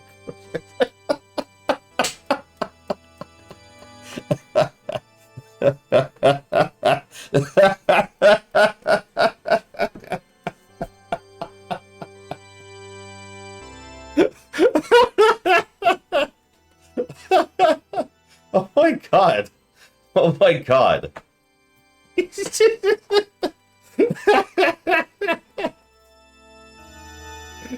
Yeah, next slide, next slide. What? Tonight? Well, there are trains passing through, but bro, we need a thorough plan. Tonight's impossible. The situation has changed, and so have our plans. We move tonight. Oh my god, we're playing as Bart. I'm sorry, we're playing as Bart. I don't know when this got changed. We move tonight? What the? Are you serious? Did you hear any interesting tidbits of information outside? Well, the dorms are in an uproar over that Master Rico thing. Hmm. Do you know any details? Rico's to be executed at the arena tonight, right? Mr. Rico's going to be executed? Is this true? He is! Bart is the typical JRPG protagonist. Did you say there was one more route? Huh? Oh, yeah, you mean via the arena, right? Bro, you're not thinking. Yes, I am thinking. Citation needed. You said it may be possible to get out through the battling arena, right? I see, then we probably can help the champion. Doc. It might just work. Hey, a minute. Might just work. You don't intend to go by bursting into the arena, do you? Either way, we're going to escape via the arena, so it's on our way, right? That means... No problem. It's just one more thing to do on the way to getting my gear back. Leave the rest to us. And I'd like you all to go to the arena tonight. We'll leave Nordturn. But if they think you were all involved with us, I don't know what they might do. Probably murder. I'm counting on you for the champ's sake. Sorry, we had to ask you to do this. We really appreciate what you're doing. Here, please take this. Received a pittance of money that would not afford even one piece of gear for my gear. Hammer, you hide yourself somewhere. When we get out into the arena, I'm going to go wild in my gear. We'll play it by ear from my gear to escape from the here. You got it, Hammer? I got you, bro. Show them your stuff for me too, bro. There's still some time until the train passes by. Well, if everything's ready then, why not take a light nap? Okay.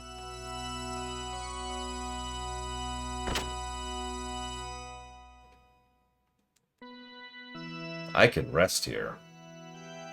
You sure? Hold on, Faye. Are you fully prepared? You know there's no turning back now. Huh? Yeah, you're right.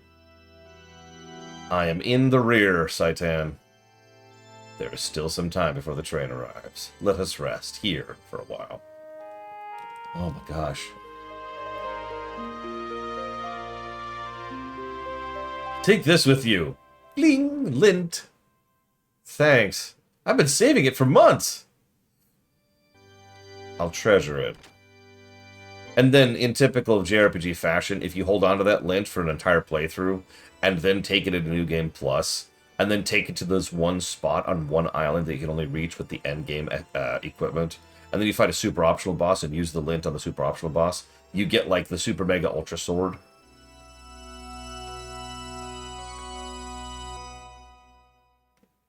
You think that's bad, Walker? One of the characters in this game was originally going to be called Yahweh. Or however, I don't actually know how it's pronounced. All we want is over there. Hurry, Faye.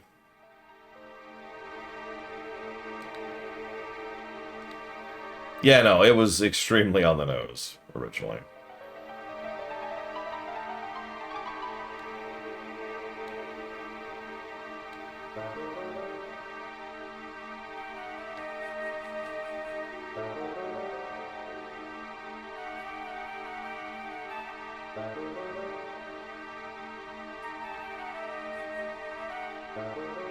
Shoot, now I'm actually turned around a bit.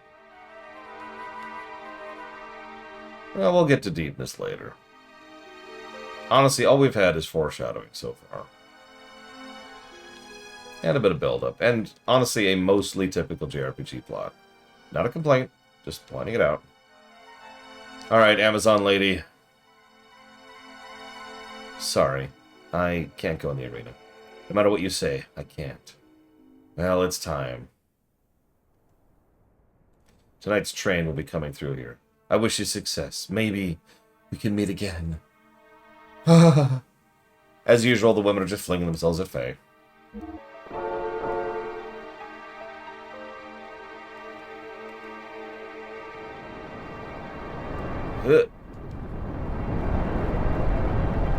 I'm glad that worked, because I was doing that jump basically blind.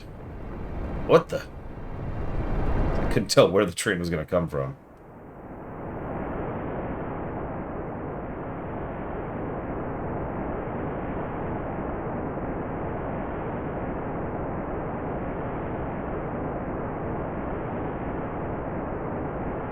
Phew, that was a close one. We almost got thrown off. It's all because of those mischievous punks. When the old man's gone, they always do this. Oh, well. What? What does that line have to do with anything? Who are you talking about? What old man?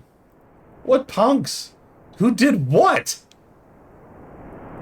Kind of odd hearing that from a mischievous you-know-who. But I'm not Bart! Huh? You say something? Well, anyway, we should be... We're Bart. We're Bart! We should be alright if we take this all the way. As for the mission, so far so good. What's that sound?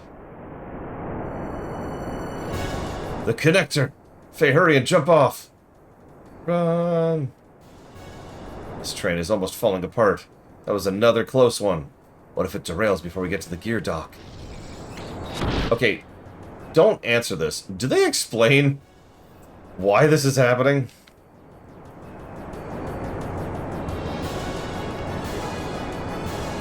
Can I... Oh, can't. Uh-oh. One disaster after another. Pretty unreliable train. The entrance to the ventilation shaft that leads to the gear dock should be coming up soon. Here we go.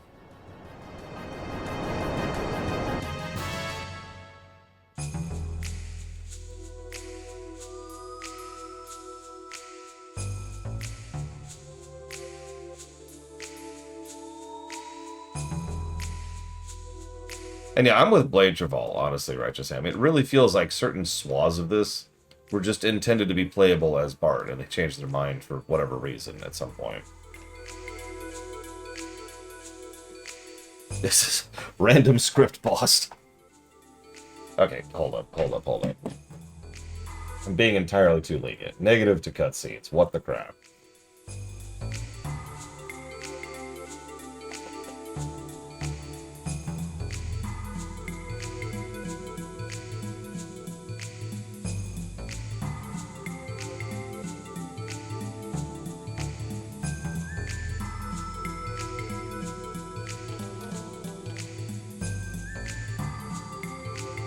Yeah, this whole part of the game is very cut and paste, and it shows. Yikes.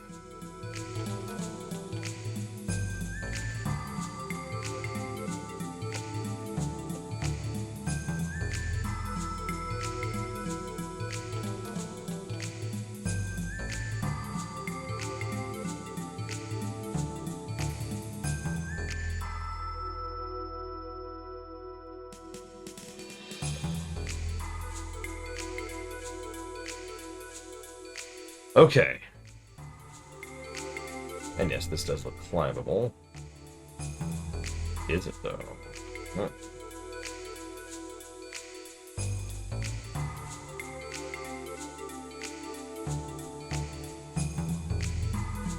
Oh god, it's a dungeon. It's a dungeon! Oh my god, look at it! Look at it! Okay. Okay.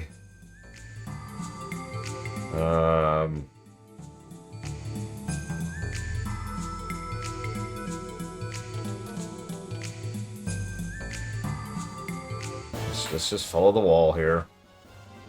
Also, these are huge air ducts. Alright, let's grind.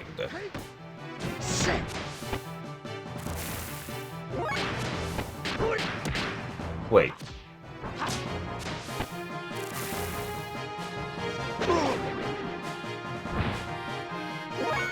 When can we come back to Kislev? Actually, answer that question. How far is it until we can come back here?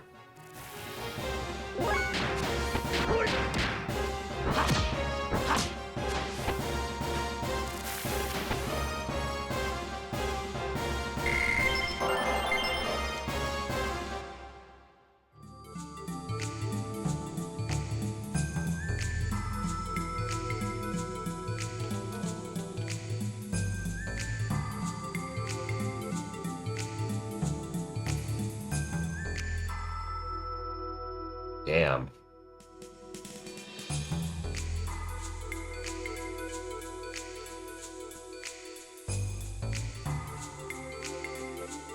Double damn. That means it's going to be a really long time before we get the best accessories in the game. You get them at the Kislev Battling Arena, but I'm pretty sure I couldn't do it where I was just now. Because I could never turn anything in. Like, there was no battle points. It was just the plot stuff, right?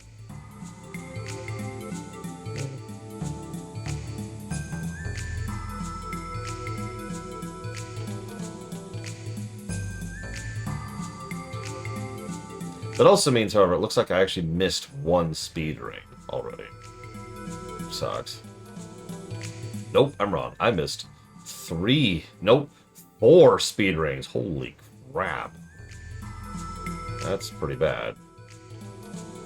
Speed rings are the third best accessory. The second best accessory is the speed ring S.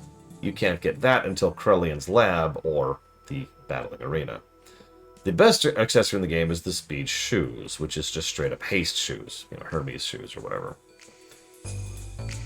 You can get that in Shavat or trading at the Battle Arena. And there's only 2. Alright, I just want to make sure I don't miss those, because, like, I don't want to not have those. I want to crush this game like a bug beneath my heel. What can I say?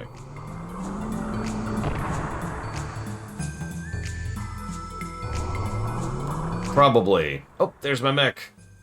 Mecha. Sorry, mecha.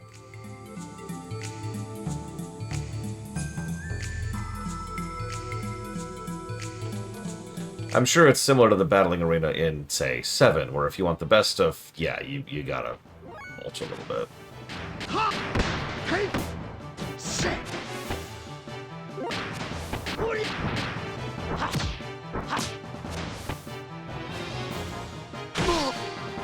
Why are mechanics in the ducks, and why are they attacking me, and why do they hit so hard? But he doesn't, Savacom! He's such a disappointment. Although, real quick, while I'm bored here, you want to see something that approximately 3 people in chat might appreciate? I can't put it up on the wall, because it bangs against the wall in the wind and makes noise, and I hate that. Yeah. What the hell was that?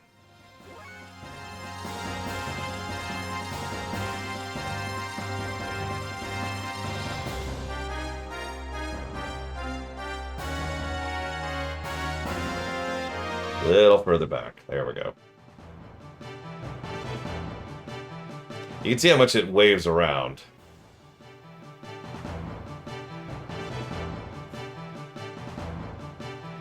It's painted, obviously. And it's got a little...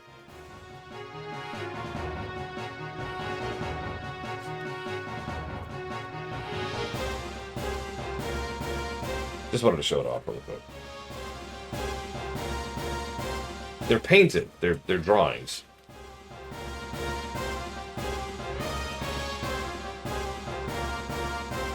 Reminds me a lot of the TOS books, which have the same type of thing, where they'll have paintings of the characters instead of pictures, for obvious reasons.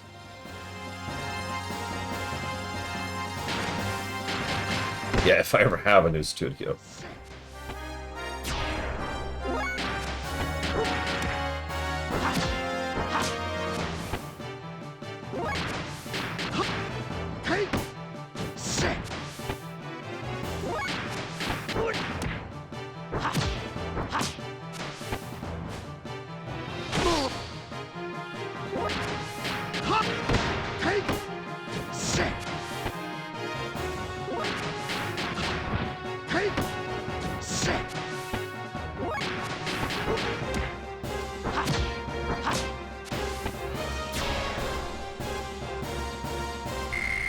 One thing I've been wondering, near as I can tell, other than comboing, there's no reason not to use your best death blows.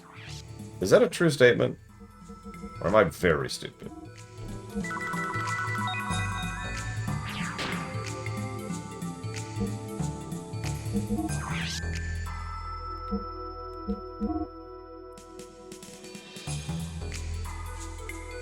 That's interesting.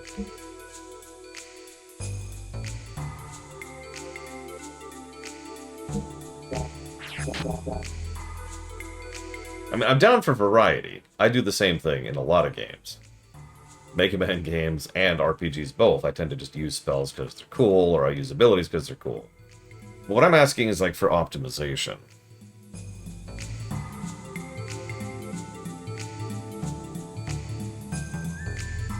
Like, if I care about min-maxing, should I just mash the best death blow over and over again?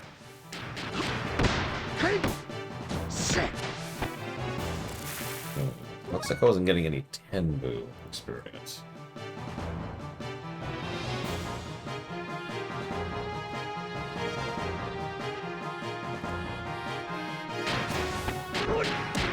It is, I agree, Righteous Hand. But that doesn't answer my question.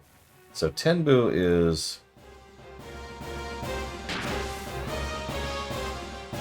Does it matter the order? Oh, there's a bunch to unlock once you get past Shabbat, which honestly I'm probably not going to bother with.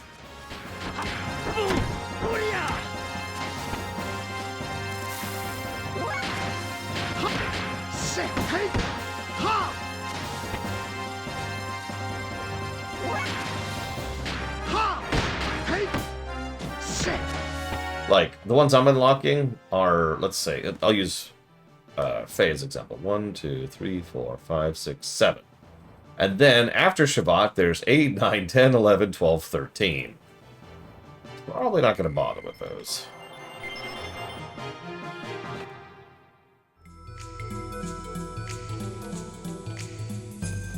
Okay, what are you learning?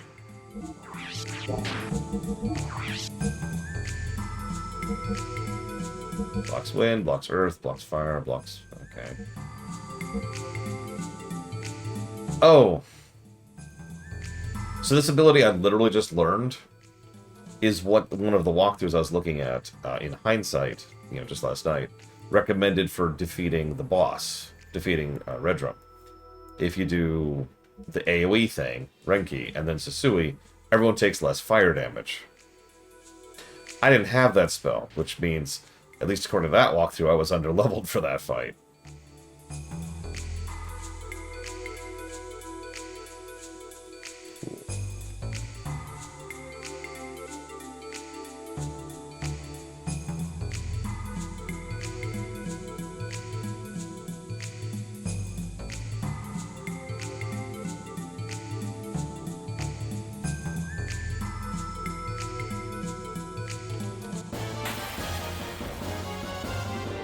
I do think it's interesting, in kind of a weird sort of a way, that in, say, I'll use FF6 as an example. In Final Fantasy VI, you can get the Hermes shoes, you know, auto haste, at the, depending how you define it, the second town in the game, if you know what you're doing. In this game, you can't even begin to get them until pretty much the end of the game, and even then it's a grind. That's not a comment of better or worse, it's just an interesting variance in mentality. Most games go the Xenogears route, don't let you have the fun stuff until much later.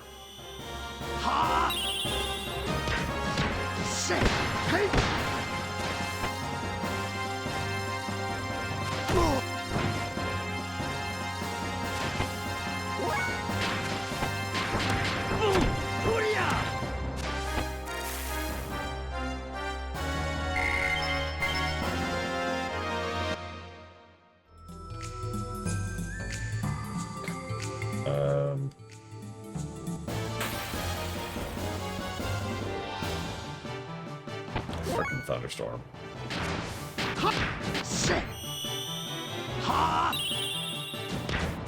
Sorry, the Tories have a weather control device, Mr. Red, so you know how it is.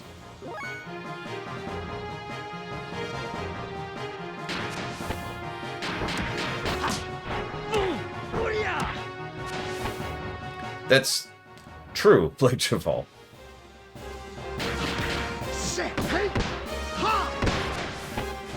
Honestly, If there's one thing FF6 does extremely right on the gameplay axis, it is its itemization. The design of the items and the placement of the items is crazy good in that game. I'm not sure I've ever seen an RPG that does itemization better than FF6.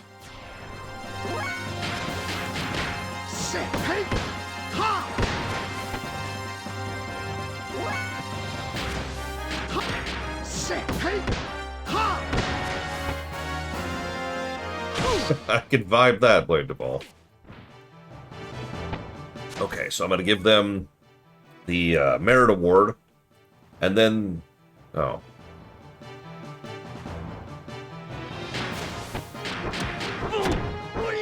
Honestly, yeah, right to Sam. I've been noticing that. It would not surprise me if it was... Well, okay. This is going to sound like an insult, and I don't mean it as one, really. You ever play an RPG Maker game, and you get to the next town, and there's a bunch of default items that are slightly better than what you have? Along with, like, potions and stuff. And then you go through the dungeon after the town, and it's got, like, a couple of potions and maybe one new weapon in a chest. That's what this game's itemization feels like. It feels bog standard.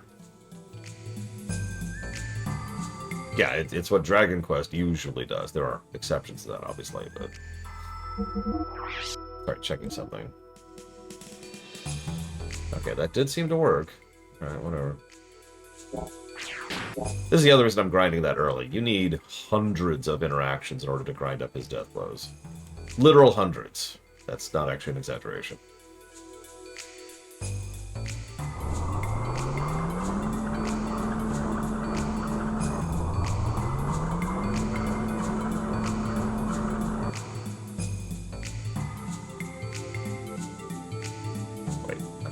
Okay, here we are.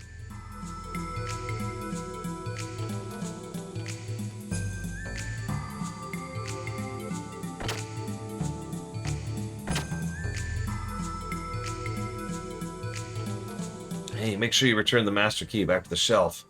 Yes, sir. No, exactly. Like, the combo system clearly has had some thought put into it. The core combat absolutely has some clear thought put into it. Hey, did y'all hear? Battle between the X-Champ and the Beast is about to begin. Well, it's already starting. There's no way we can miss this.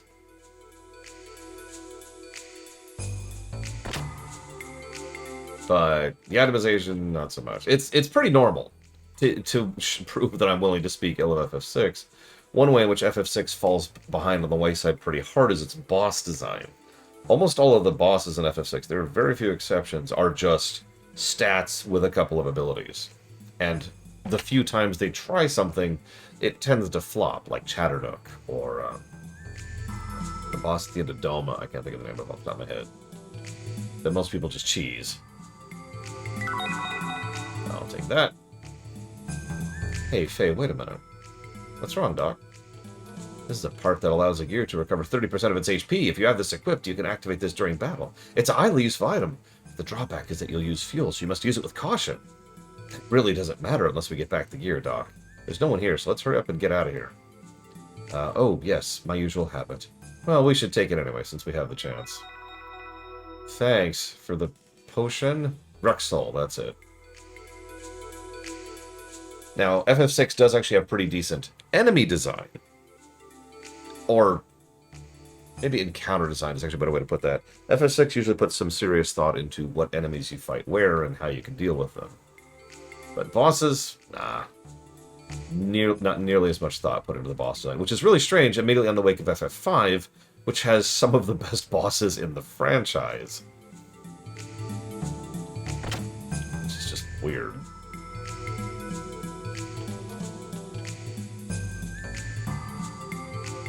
It's like they learned all the wrong lessons there. I know, shocking. Super rare drops. Okay, so I'll give you my default boilerplate answer to that, Noctis. There is no good excuse for anything to have less than a 10% drop rate in a single-player game. Now, we could extend that to multiplayer, but I can at least acknowledge why some people would want lower drop rates in a multiplayer game. But there is no excuse in a single-player game for there to be less than a, 10% drop rate. Period. I'll use a specific example. How many of you were there for my Soten run? Items, actually, where I farmed the Chrysogrum. The second one, it was actually record-breaking for me, because I have literally never had a grind for the Chrysogrum that took as long as it took us on camera. I almost gave up. I almost straight up walked away from it, like, yeah, no, I'm done with it. Yeah, 10% is already pretty rare in some games, and very rare in other games. Some games get down to 1,000th of a percent. Some games usually go down to like 1/256th. So, like, for example, the Sword of Kings in Earthbound is a 1 out of 256 chance of getting it. You get it. The Adamant Armor in FF4 is another 1/256 thing. The lowest drop rate of anything ever? Would you believe that I have no idea? It's probably some Mobage bullcrap somewhere. But of the games I know, Baron Rivendare's Mount in World of Warcraft is a 1,000th of a percentage chance to drop. I don't know what that is in terms of 1 out of, but yeah. You'll notice that they didn't go back to that. Almost every rare drop after Baron Rivendare's Mount is at a minimum like a 2% drop rate, which is still pretty bad, but nowhere near as bad as Rivendare's Mount.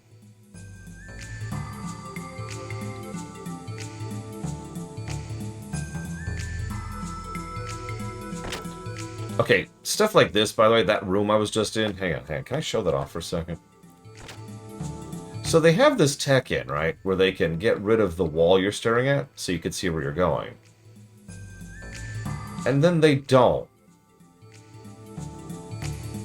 I've noticed that the game, I don't know if this is a bug or just someone didn't think about it, does not know how to deal with layers, whether they're vertical layers or horizontal layers. It does not know how to deal with stuff being in the way of the camera. There have been entire swaths of this game where I just do not know where I am. Moving on, sorry. That's an interesting question, DZ Maven. I suppose the obvious answer is maybe make the walls like half height. I mean, they're already like a thing you could see through. Just make it like a cubbyhole thing. Or tilt the camera more. Put the camera up here. Like, you have a 3D camera, right? Just like, I guess my point is, sorry, let me be very clear about this. This is a production issue. So this is firmly on the shoulders of the producer.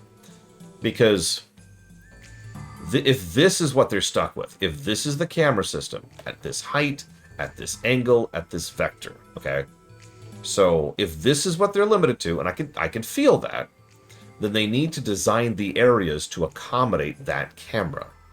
Now, I know what you're thinking. That sounds like a lot of work, and you're absolutely right. What that primarily is QA testing. What that means is every time they finished meshing out the collision for a zone, before they've even put textures on things, you know, every time they've finished mapping out this area and said, okay, this is now a navigable space, they need to have a QA tester go in here and just walk through and see how it feels and how they can interact with it, and then run into the exact problem that we're seeing on the screen right now and say, hey, flag. Put that on the bulletin board and say, hey, this needs to look at. And then the developers need to ignore that because that's what happens. But you get my point, right?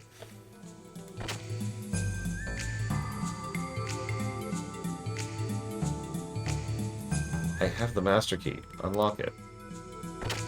What the hell was that?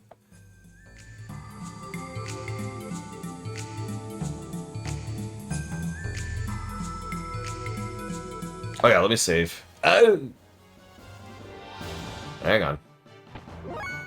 Time to grind.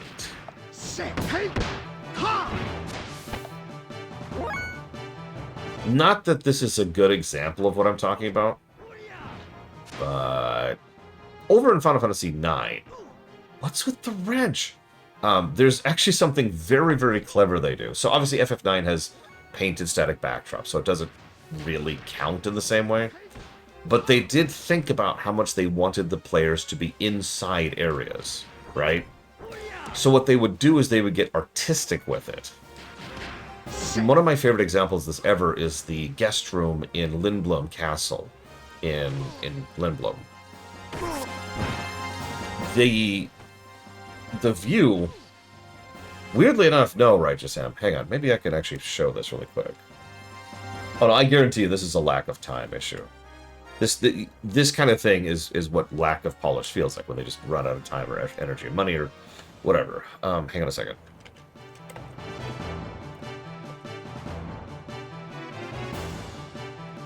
Just give me a sec, just give me a sec.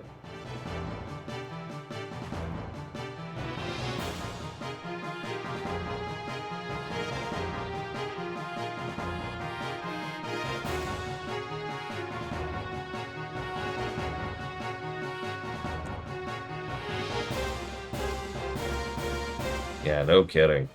I bet these people were super burned out by the end, and I do feel very bad for these developers. Okay, so, you see this? This is clever. In fact, this is bloody brilliant. I want you to look at this shot and understand. First of all, it's a gorgeous painting. Let's just ignore that for a second. The design on display here is incredibly good. Because what they did was they made a stylized chop out. It's there's a term for that. Zero might actually know the answer to this. It's when you have like a diorama instead of the literal representation of a place. So we can look at this and we know they're inside a tower, right? We can see the outer edges of the tower and where the windows are. We can see the light coming through the windows in the upper left. And then we can see where the wall should keep going and then stops. And then we see some of the bricks, and then a step down, and then some of the bricks, and a step down, and some of the bricks, right? It is implied that those bricks are still there. Yeah, it's like someone did a cutout of the tower. So we can see where the tower is. We can see the outdoors, so we can still see get the outside view. And we still get the idea of what the building looks like. But we can see all the action inside the building, even though the camera, metaphorically speaking, is outside the building. That is brilliant design right there. That is artistic design. And that is obviously the kind of thing that you can play with if you really have the time to polish your craft and really go all out into it. Sliced perspective. That would make sense.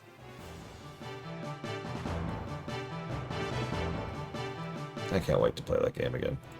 Anyway, sorry. Moving on. Yeah, exactly, Righteous Ham. So many of my navigation issues really boil down to the camera and its interaction with the map, or lack thereof. I'm trying very hard not to let it frustrate me, but every now and again, I do actually have a walkthrough up. I'm not referencing it. In fact, I can't even see it on the screen right now, but it's there in my tabs in case I'm trying to figure out who to talk to next. Because every now and again, I still run into a, oh shoot, where's the NPC I need to talk with, kind of an issue.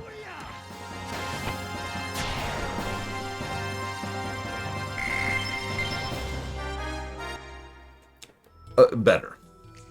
Grandia's camera design was awful, and when I say awful, I mean literally nauseating.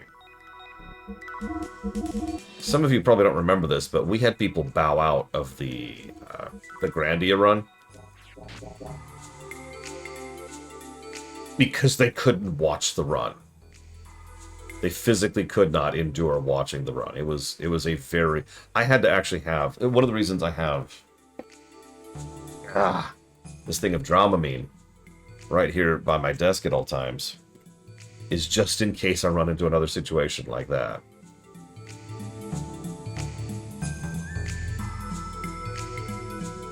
So no, Grandia's worse. This is another excellent example of this, by the way. Why is this giant thing just here?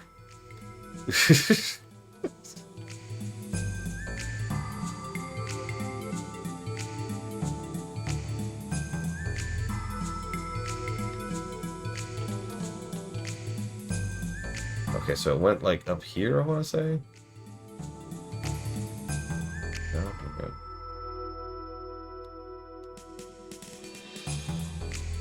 Bobbing and weaving is what tends to get to me. Oh no, this is one of those games that, no matter what it scores, I'm shocked that it scored as well as it did. Which I suppose sounds like an insult, but I really don't mean it as one.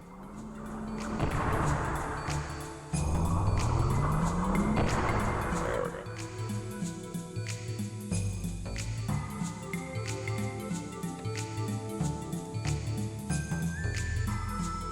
What's really strange is, you remember how earlier I mentioned a possible solution is tilting the camera up? And I thought to myself, well, maybe they can't tilt the camera up. Look at this angle. And then look at this angle.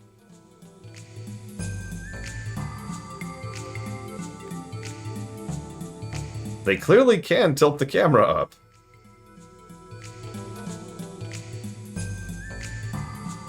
Listen, Krispy Kreme donuts are actually pretty legit.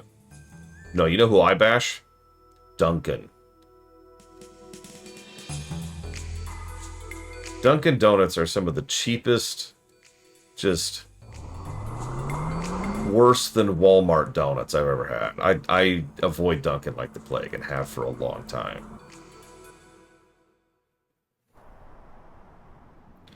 Who would have thought I'd be battling using only my body?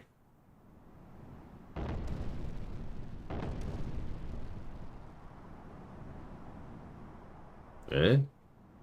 Must be my imagination. I've heard Dunkin' coffee is really good, like if you get in the store or whatever. Have not had it, obviously, but I have heard that more than once.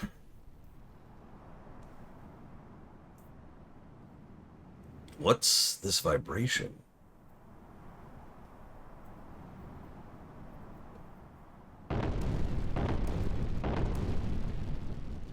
A gear doesn't vibrate like this. It can't be.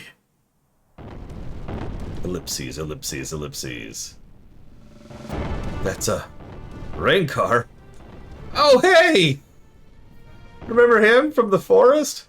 Crap, you gotta be kidding me. I'm supposed to fight that without a gear? Huh? That sound. A gear in flight. Black gear. Him! Yarr!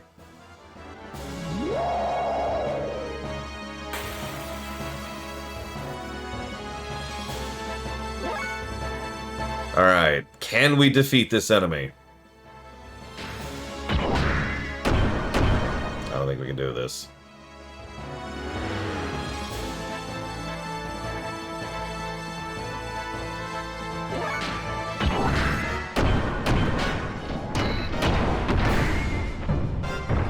I'll just kick it in the shins and it'll be like, oh, you okay? It's everyone's favorite therapy dinosaur. Do you need a moment?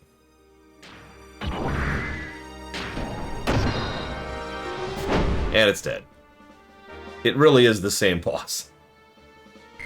That's funny.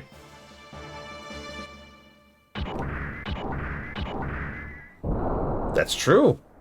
Alright, Rico. My one true love. I just long to run my fingers through his hair, and then through the rest of his hair, and then through the rest of his hair. And hang on, at some point I'll get through all this. Why? Why are you here?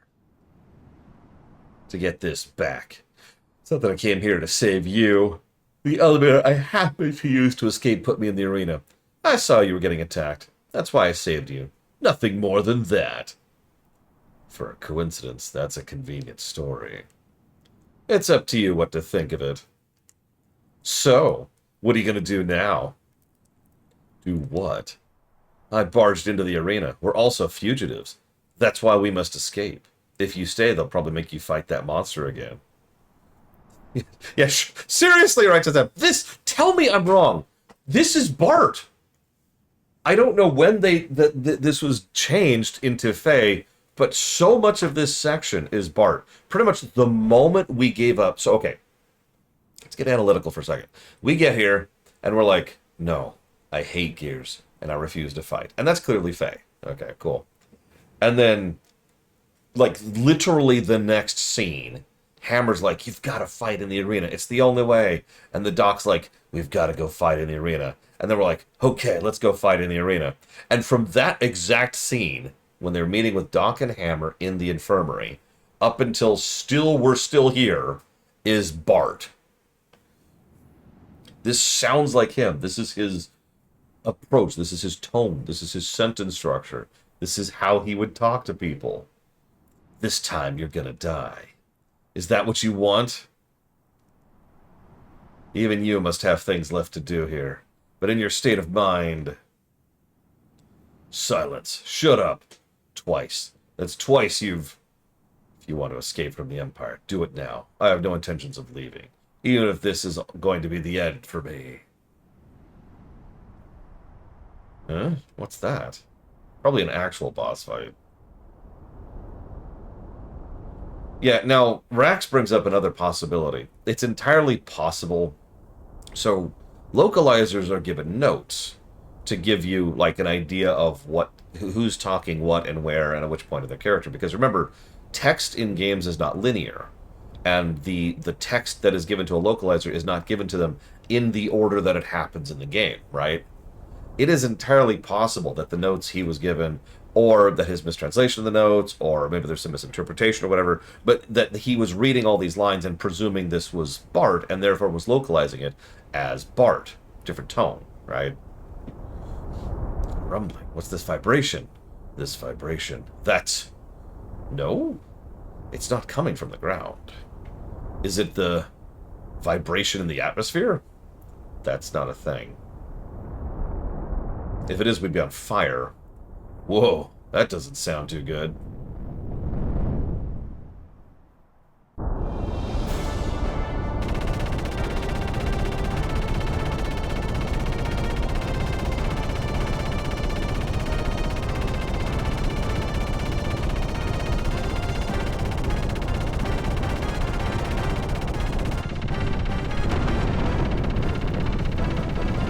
Yeah, no, it is possible, Rex.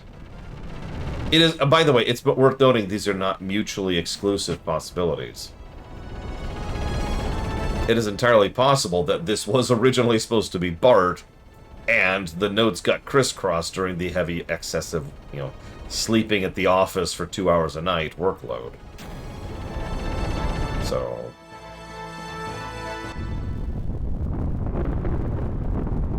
What is that?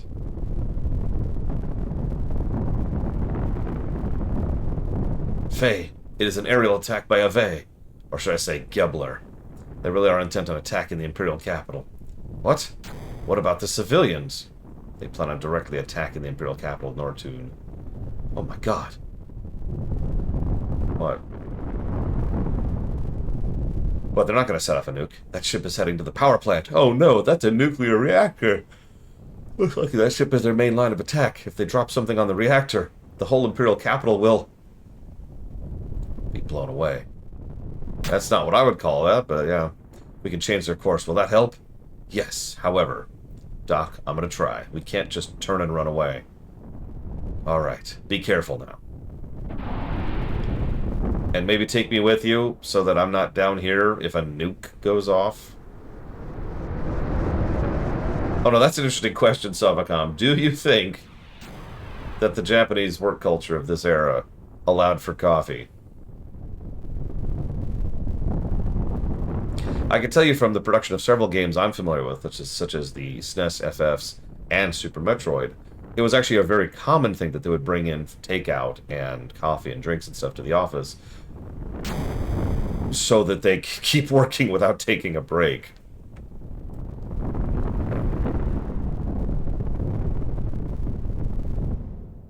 Which is one of those, this is still bad, but that's nice kind of moments. Oh, who's that? Aren't those the Ave pirates? That's... Faye! What the... Hey, this is Kislev. What's he doing here? He seems to follow us everywhere. What's with this guy? A little too persistent, perhaps? Third time's a charm. Let's get him. Ah, wait! Rank? From our last incident, I can tell you're friends with that gear pilot. There's no way we can stop. It doesn't matter what escort in the head. I want to fight him, not as an enemy soldier, but as our rival competitors. We're the Gebler Special Forces, and we won't be beaten. Even though we've been beaten like trash every single encounter we've been, while on drugs. So, you know, sorry, I'm gonna have to kick his butt. Any objections, lady? Oh, sorry, wrong game.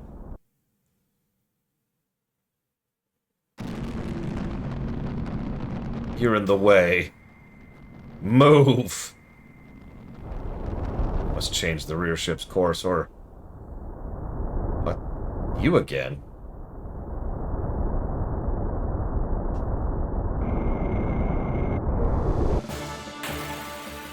No, Blade anything about, like, identity or greater meaning or the significance of history, the importance of remembering history, none of that's really poked its head in yet. There's been some foreshadowing, don't mistake me.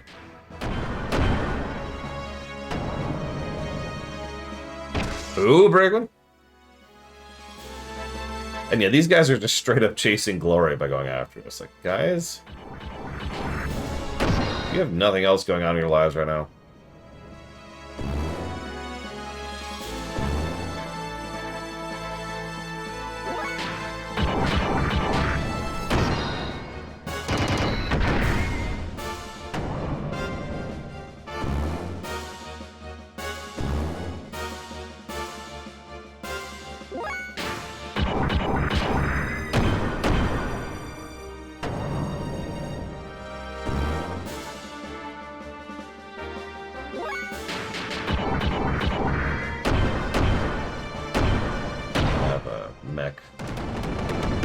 Oh, no, here we go.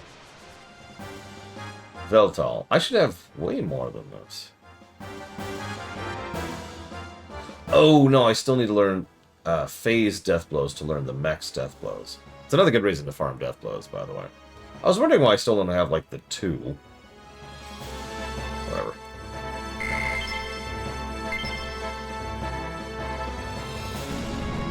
$80,000 words. This is meaningless. Yeah, I'm kind of with you on that.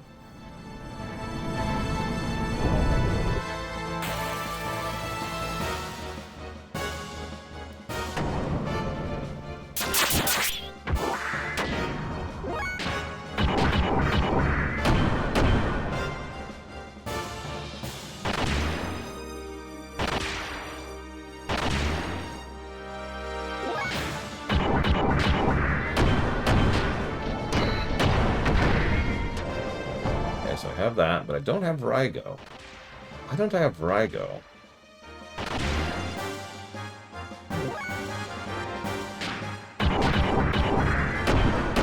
A boat of oatmeal. Ow! You don't make me bleed my own blood.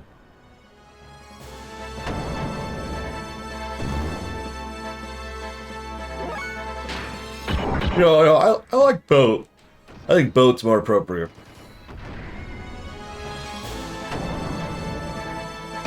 I'm tired too. Don't worry. After this is Planescape Torment. A long RPG, CRPG. With bad gameplay. And after that is Trails in the Sky, a long JRPG with bad gameplay. And after that is Trails in the Sky 2. I don't know anything about that.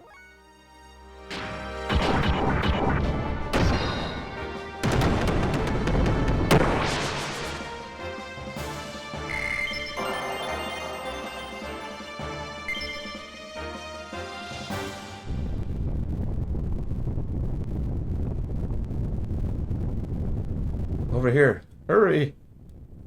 There are people over there that can't get out. We're doomed! Don't give up, Hammer. Faye is fighting too. Faye no longer wants to watch innocent people lose their homes, their town, those that are important to them. My town? Humph. Don't make me laugh. Who gives a damn about this crap town? Even you must have things left to do here. I'm crap, too. Arrgh. I've had it. See, you say this feels like Faye motivations, and I don't necessarily disagree with you, but I have to completely disagree with you. Hang on, let me get my disagreement knife. Here we go, here we go. Okay, okay.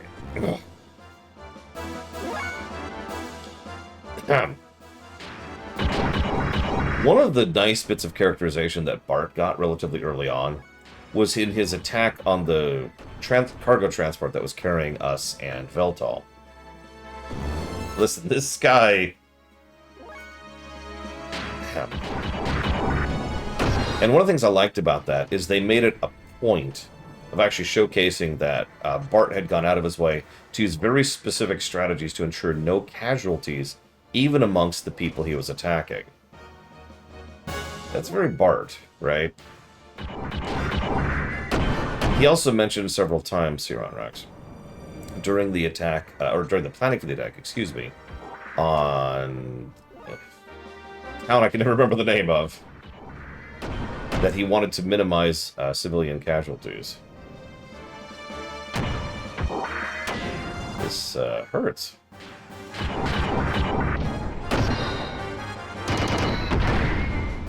What I'm just trying to say, this is certainly very Fey. I'm not disagreeing with that. But this would still fit if this was Bart. Only 2 enemies, huh? What a joke. Wasting time on a couple of guys like these. Rico? I don't need a reason to beat the crap out of anyone who pisses me off. Of course, that means you, too. That's also one reason. Stay focused. Shut up. Let's go.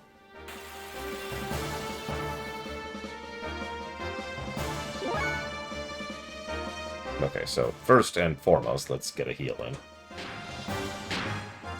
Because, this is starting to hurt. Did that not heal me? Did that not heal me?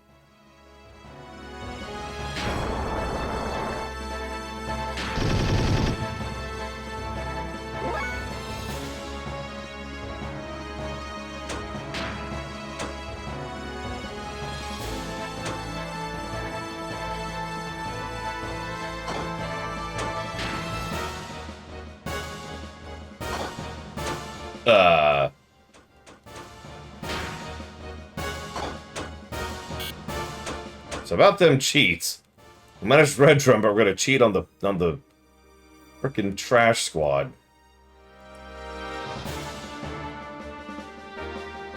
Okay. This okay, okay.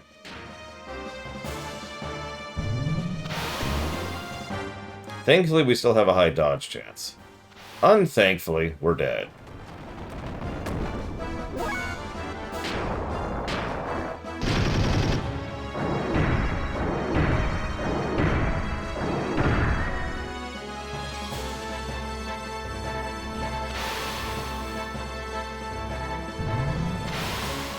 I mean, we even just got that accessory.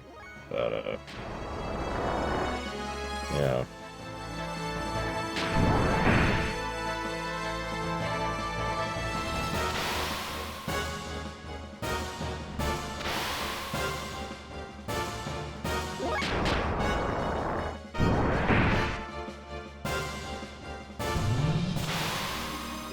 Huh. Hello, Felix. Yeah, I'm pretty far in. We're on day 3, I think, at this point. God damn it.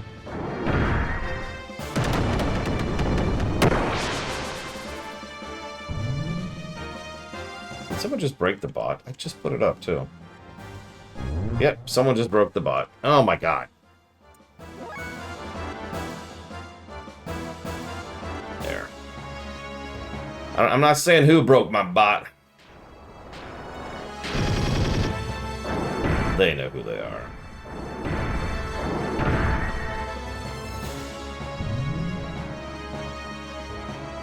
Yeah, don't get your hopes up though, Felix. There's nothing super interesting going on here.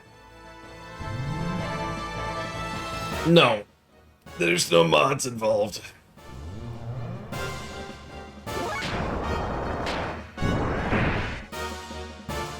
This is just the PS1 version. Which I guess isn't saying much. That's the only version that exists.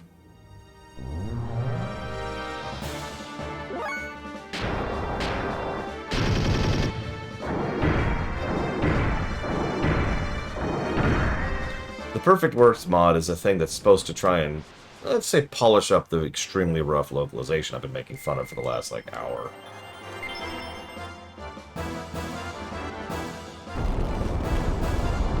Okay, now to change the last ship's course. Ellie! Rico, sorry, but you go on ahead. What? You've come this far and now you're scared? I'll catch up, I promise. Please. Well, even without you, I can make do by myself. Then, I guess I'll go on ahead. Considering I'm at 0 HP right now, I'm curious what's about to happen. You notice there's no pause to menu in between these fights. You're kidding. What are you doing here, Ellie? I thought you agreed to get out of the military. It's asking for too much. I'm an officer of the Gebler forces. Then you're saying this is also one of your duties? Yes, my duty is to escort the Hecht, and to eliminate all enemies that get in its way. So you better get out of the way, because if you don't move, then I'll have no choice but to eliminate you.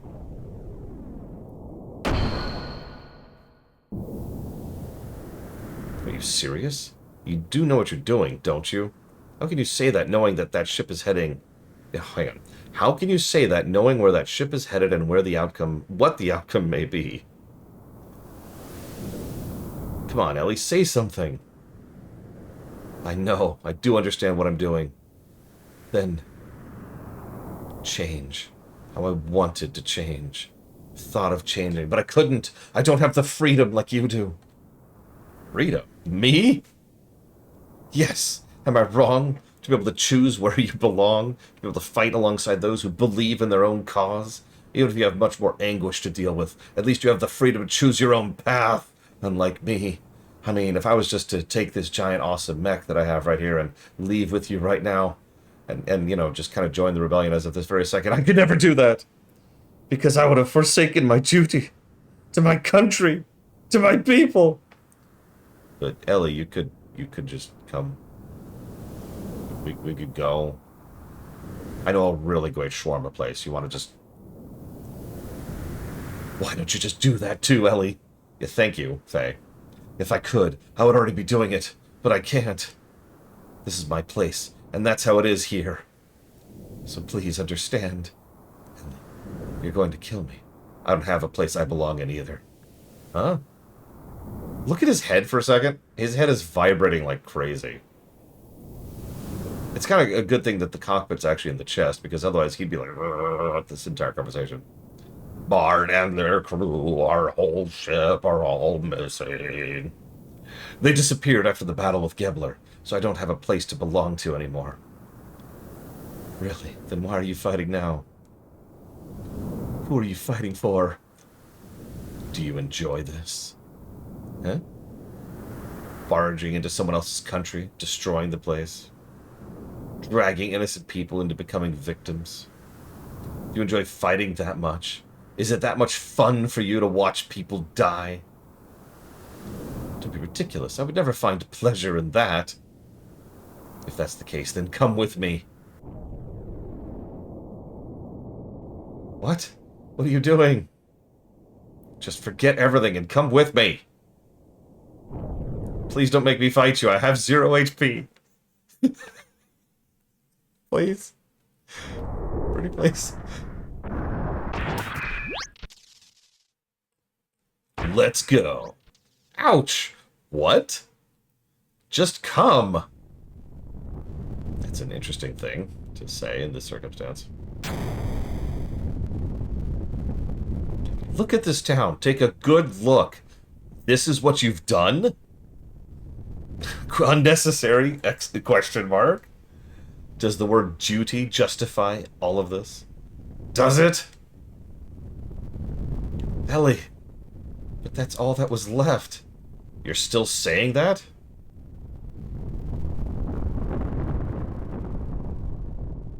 This dialogue. It's poetry. It's just not like you. If you don't want to, then don't do it. You shouldn't have to force it just to have a place to belong.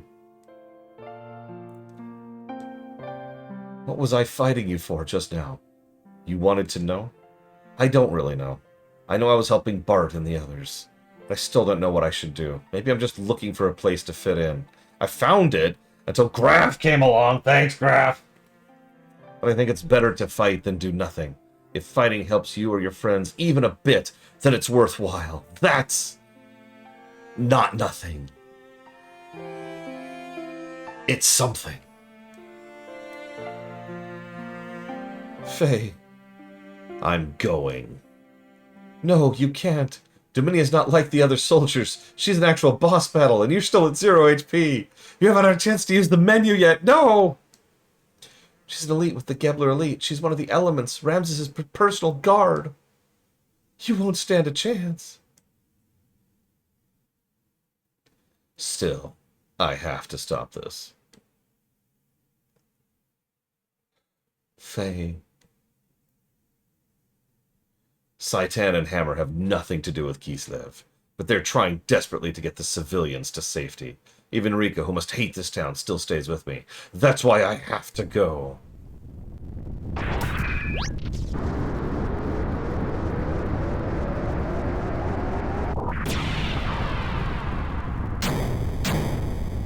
Faye. Save your data? Sure, we'll get a save state in. Why not? Bzz.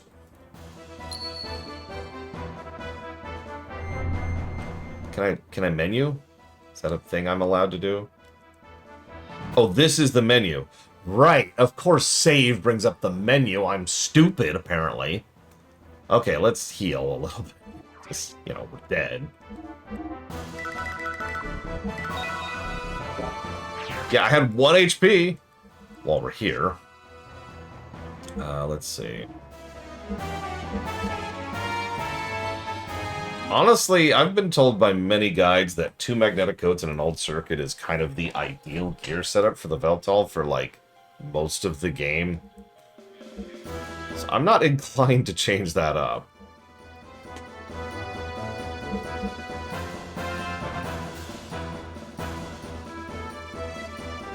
I'm so sorry, Ross. Almost said Cross. Oh, God! It's spreading!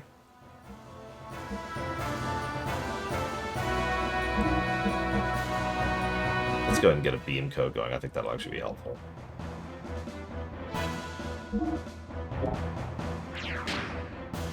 Okay, so save. Resume. Resume. Yep, SA Chrono. Instead of SA Cross. Hey, random. Yeah, I figured, instead of playing Xenoblade 3, let's play Xenogears. That's gotta be a much better game, right? Right? What the heck are you doing, Faye? Were you expecting me to do all the dirty work of clearing away these punks for you, alone? I've noticed the same thing, Dakota. Sorry about that. Oh, but I see you've made a girlfriend. If we can defeat her, we should be able to change the course of the ship. Let's go. Humph. Just one more extra runt isn't going to allow you to down the ship bomb Hecht. Are you a mech grafted onto the ship? We're not going to take this ship down. We're going to take you down. Ha! What insolence. What do you expect coming from lambs? Okay. Sure. Let's put a save here so we don't have to see those cutscenes again.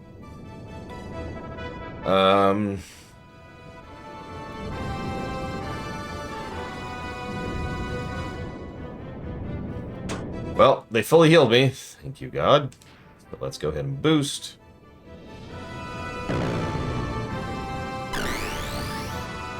Glad I put on that beam thing. And we'll go ahead and boost you as well. Hello, cat.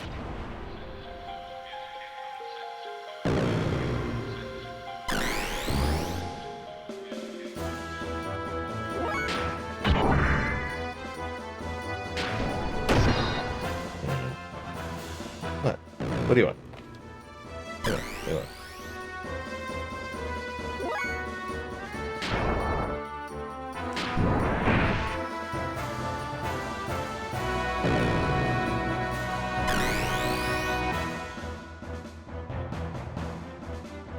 Yeah, I noticed it takes a round to do boosting. In fact, I'm pretty sure it takes a round to stop boosting, too.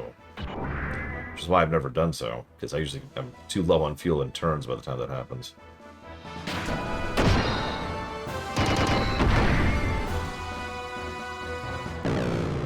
Yes?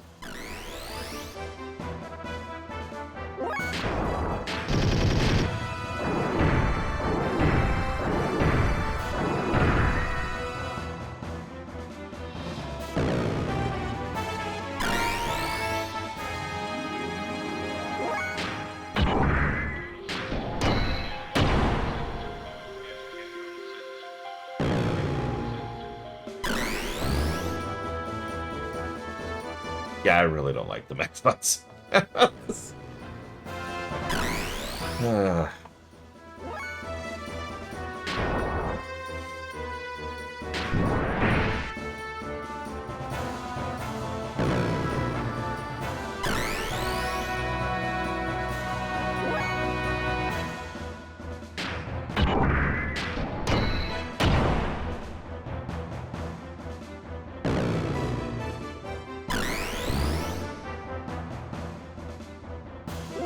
I'm assuming with a cheat, because if there's something like that in the game, I just need to know.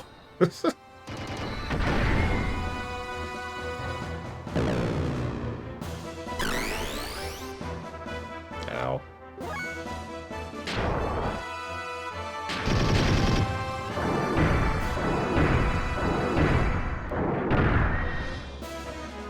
Oh, that's actually a really tough question, Righteous Ham. The ease. So let's take reality into account, right?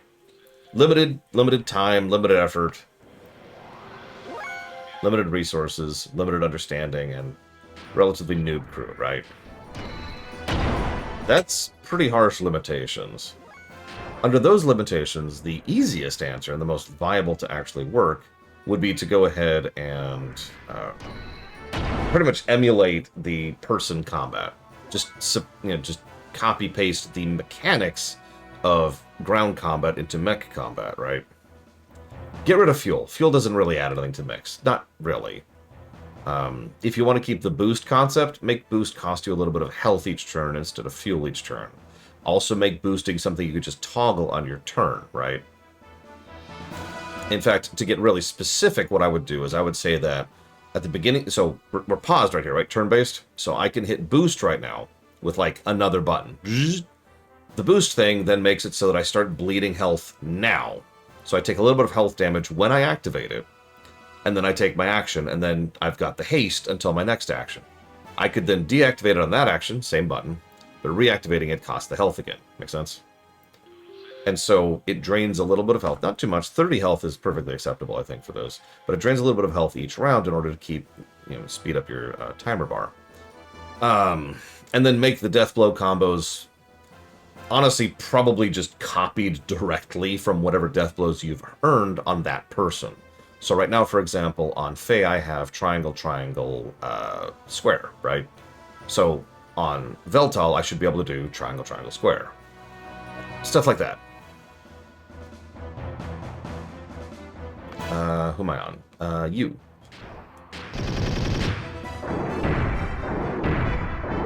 I'm not gonna lie, that basically just means it's cosmetically different and not mechanically different.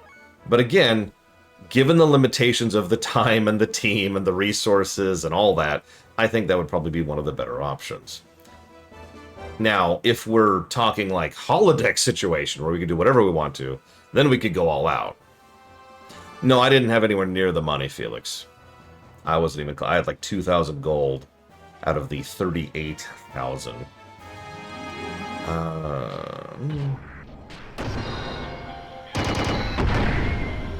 Yeah, exactly, Noctis. Add a 0 to the damage, call it a day. Pretty much. There's nothing wrong with that. I actually agree with Righteous Ham. It is simple, but it works, and it builds off of an already existing good combat system. So, yeah. There's nothing wrong with looking cool. in combat.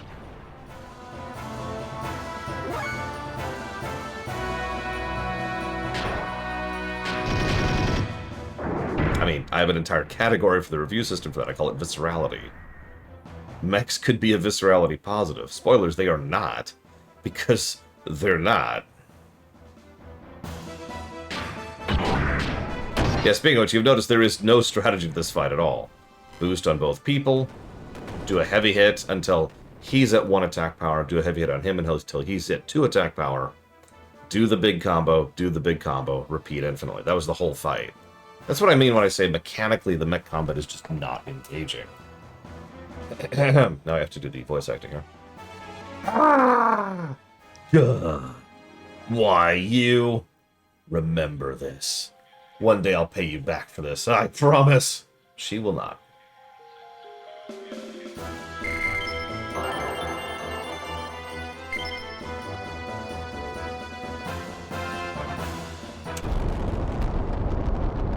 There's no time. Rico, hurry and change the course.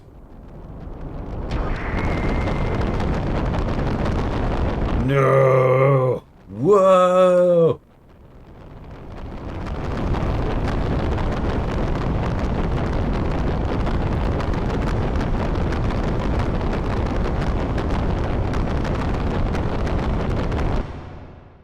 I mean, it's possible, right, Sam?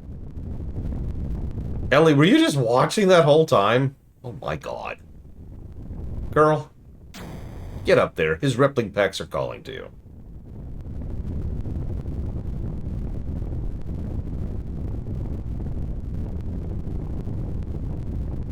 Yeah, that's actually an interesting question. It's not like Solaris has infinite resources. They like to pretend otherwise, but they're scavengers just like everyone else. Damn, there's too much mass. Yeah, they built an entire airship as a bomb. Something that was a joke over in Star Trek. Hold on. We can avoid a direct hit on the reactor with 3 gears. Ah. Ah.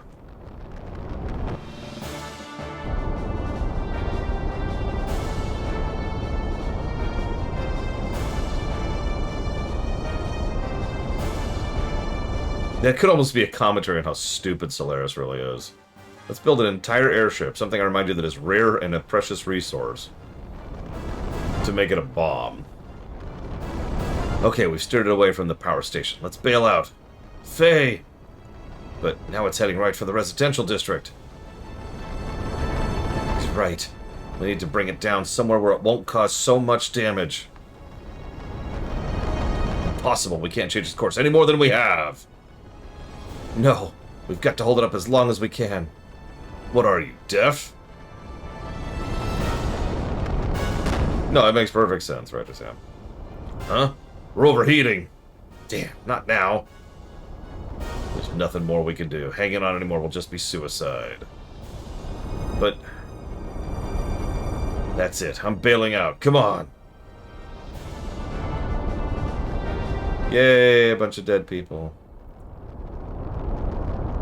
Ellie? Stop. What are you doing? If you do that...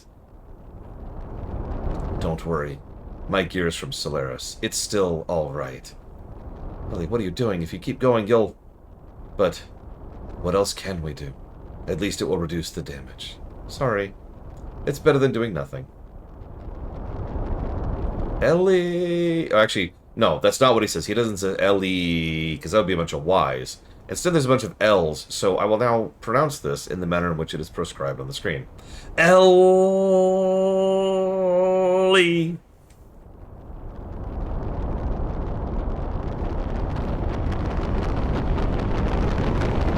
Hey, Mr. Blue. Just hold on a bit more, please.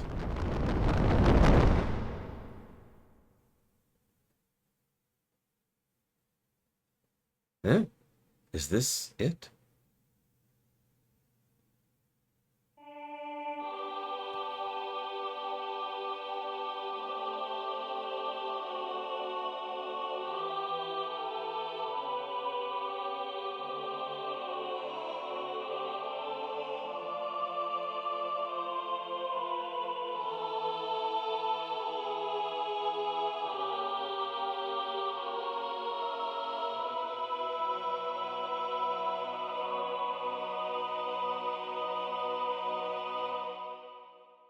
Ink!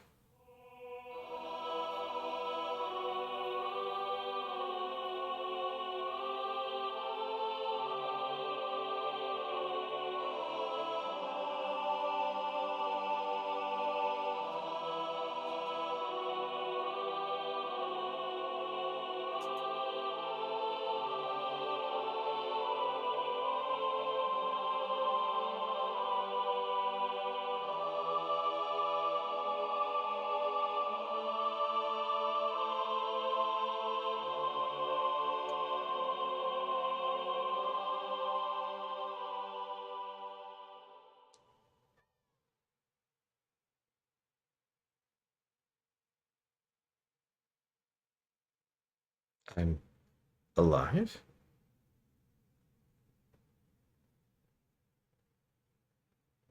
Who are you? Why me? I'm Batman.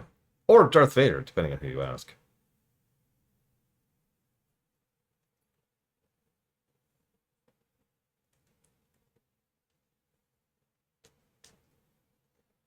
Bat Vader?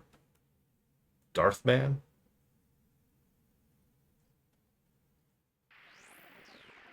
Ellie.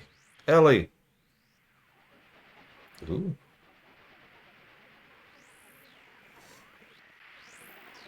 Ellie! You're... Why do they have eyes? We know they have cameras everywhere. That's how the cockpits work. So why do they have eyes? Actually, why do they have heads? Sorry, random thoughts. Faye? Stupid, foolish. Are you crying? Sorry. It's okay. Can you forgive me? It's not your fault, Ellie. You were just about to commit genocide on an entire country. It's totally cool.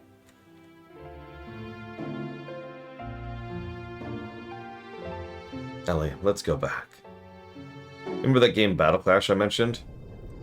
A major mechanic in the game and a source of storytelling is that you have to figure out where the cockpit is on each mech. And it's almost never in the head. It actually says something about where, that person's mentality about where exactly they put the cockpit. And the cockpit's always a weak point, if you can actually manage to hit it. It's always small, too, because duh, but you get it. Sometimes it's armored, sometimes it's not, sometimes it's hidden. You get it. There's no one here. Where did the owner of the house go without locking up the place? The furnishings are untouched. They probably left when Avet attacked. ...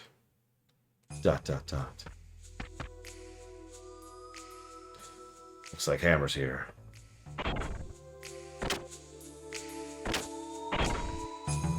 Bro, Saitan. Got the key info that should help us get out of the capital. So what's the info? We have mechs that can fly. Why do we need help getting out of the capital right now? I'm sorry. Did I miss a step? The Empire's new super airship, Goliath. This is it, bro. The Empire's new creation, the super airship Goliath? Super airship. Is it that big? Tisk tisk. It's beyond big. It's Ellie. Huh? As I said, it's beyond big, Ellie. The Goliath is of extraordinary magnitude. It's said that the Goliath can even make a gear look like a pea. It's rumored that it can even decimate the Ave capital, Bledovik, all by itself. By itself, annihilate Ave? Must be a monstrous battleship. According to my reliable sources, it's located north of Kislev, in an underground dock at some military facility. That sounds like our next dungeon. The military facility north of the capital. Ellie, what's wrong? I know that facility. I've talked to you about it before. The Imperial facility. I infiltrated. I never knew that something like that was in the basement. Ellie, do you think you still remember? How do you infiltrate the base? How you infiltrated the base? Yes, Saitan. Way north, beyond the Kislev Imperial capital, beyond the carved-out portion of the mountain peak, lies the Imperial city's military facility. Hi, Tyruzi. It was awful. Good, let's take that, before the Empire decides to launch a counterattack against Ave. I mean, I'm not going to, right, just him. That would be silly. Ridiculous. Insane. I mean, it's not like she's going to join the party at level... Okay, okay. That's not too bad. For just a second, I misread that as 17, and I was about to be angry. I was like, you son of a... They pulled an Earthbound on me! No, no, we're okay, we're okay. 27 is not too shabby. Yeah, Ellie has finally joined the party. We're on day 3? Oh yeah, she's a caster, isn't she? Yeah, I remember reading about this. I just realized this means I technically never actually got Ellie in my party when I played last time. Okay, okay. Okay, so, big save. Oh, yes, I forgot to tell you about Master Rico, bro. You've seen him? Yeah, I brought up the plan to escape from the capital. What are you doing? What are you doing? What are you doing? Be at peace. Be at peace. I mean, you can run around and be weird if you want, but do it peacefully. Okay. I brought up our plan to escape from the capital. Says he can't help us, though. I see.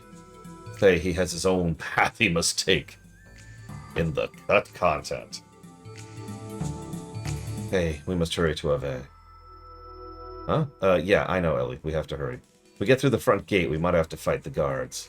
Hammer, once we break through, fall in behind us. That's my speciality. Leave it to me, bro. And put up a good fight. Doc, Ellie, let's go. Our destination is the Imperial Military Facility up north. Just a minute. There's something I have to tell Ellie. Tell me? Yes, it'll be real quick. Okay.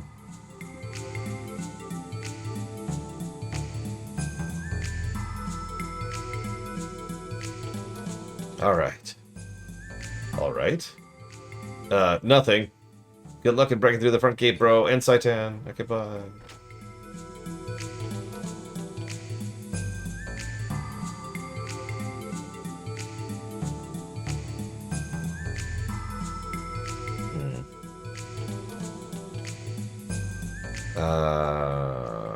Okay, so... I love this gray and brown palette. It's just really helpful in navigation.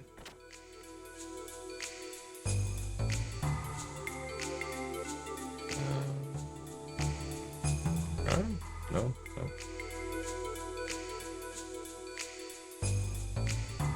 Okay. Yeah, I'm being facetious. So, I don't know if you know this, Teruzzi. This is the part of the game that I've never been past. I've never played past this part.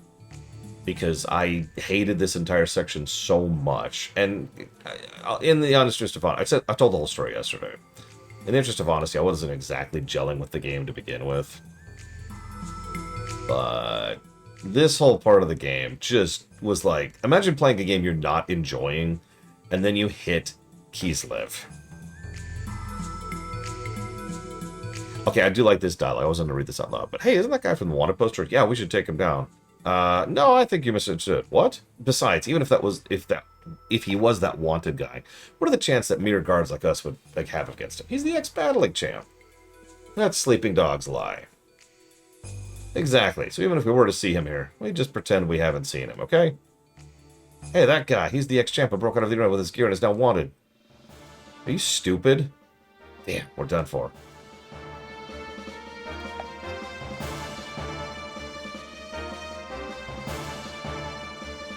We've got to give it a try. Let's try and force our way through here. So it is the only thing we can do, right? Wait a second. Do you really intend to do this? Oh no, they're serious. There's no way we can beat the champion. He'll be our greatest ever achievement. Ah! Oh no, our reputation. Hey, you're Rico. What are you doing here? changed my mind. I'll leave Nortune for a while, until things calm down. You plan on seizing the new mega battleship Goliath? Well, I'll give you a hand. Up to the city limits. You don't want to fight together with us? Make no mistake here, I don't intend to become friends with you guys. I have something I have to do, and I have to do it on my own. When we leave the Imperial Capital Precincts, you can let me out anywhere it's convenient, okay? ... Well, at least until we escape from the city area, we've got a secure ally. That is good enough for us, is it not? Who, Teruzzi? I don't recognize a character like that in this game. Yeah. Yep, yep, yes, yes! Jesus Christ, you just said this, let's go! Oh, come on! Okay. Let's go see if we can buy some gear. Presently, due to that raid, the evacuated prisoners of D-Block are being transferred. Civilians are not permitted to enter.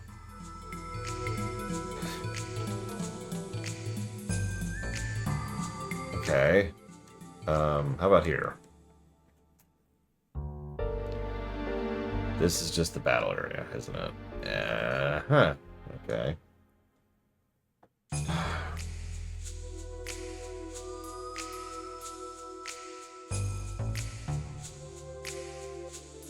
Wait, what?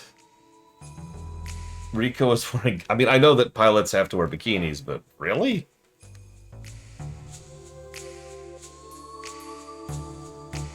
You know, whatever. Let's just go. Let's just go. Let's just go.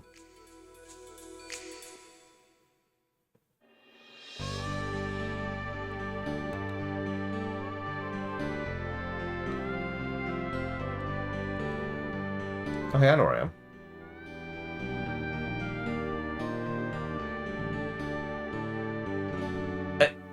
It won't let me!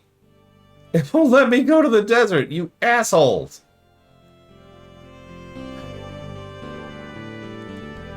Yeah, I was just gonna say, Midgar isn't exactly super impressive looking, but I think it's a little better than that? I don't know.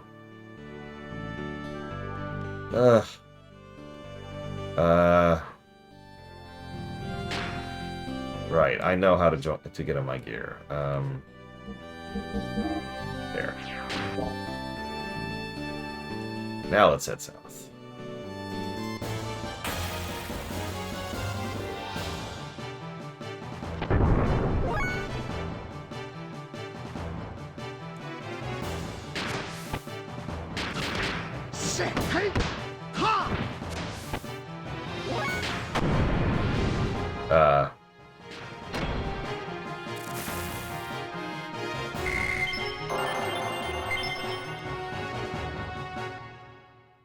So I stream from roughly 9 a.m. to 2 p.m.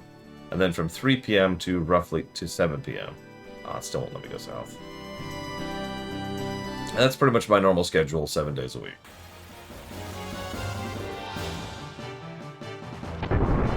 As you can tell by the VOD number over here, which is what this number is right up here, we're on the 5th VOD so far, obviously because we just got out of Kislev.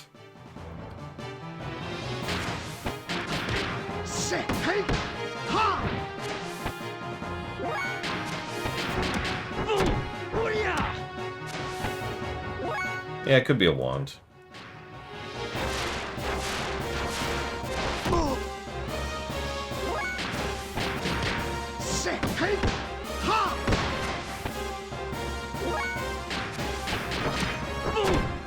No, I've got Veltal, but I am leveling.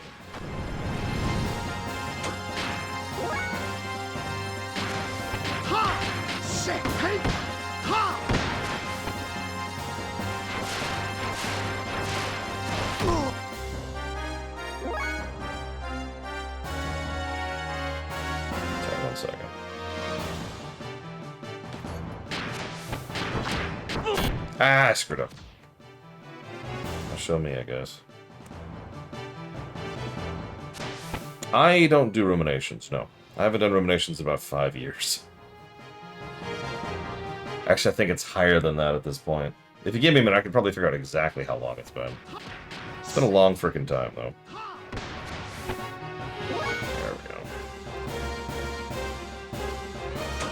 Hi, Spartan. Hope the trip was good.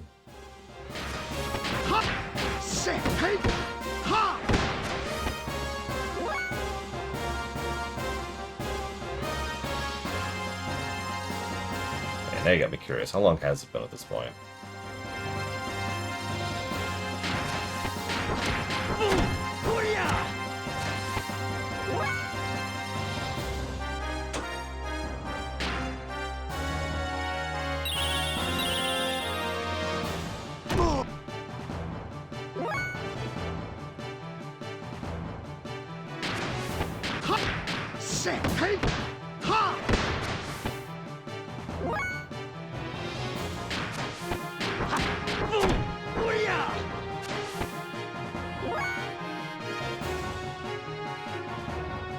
Yeah, if you really want...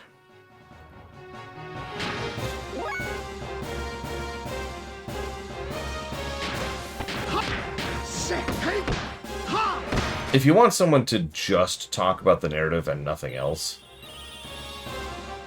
that's the purview of something like a podcast, and I can personally recommend Resident Arc, who has a whole 40-hour podcast on this game.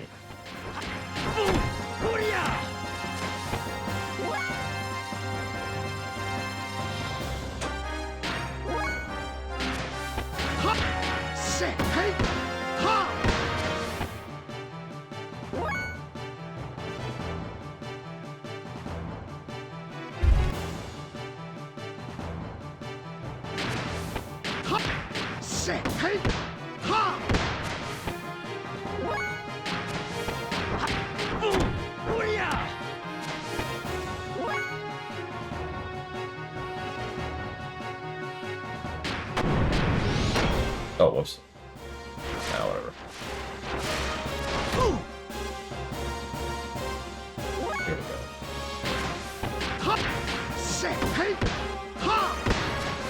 go. Okay, when was this recorded?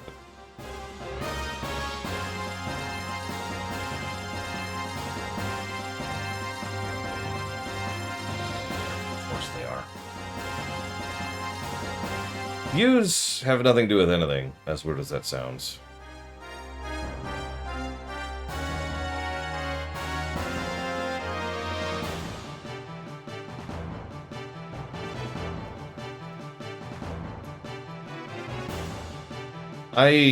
There's actually a lot of reasons why the rooms were canceled.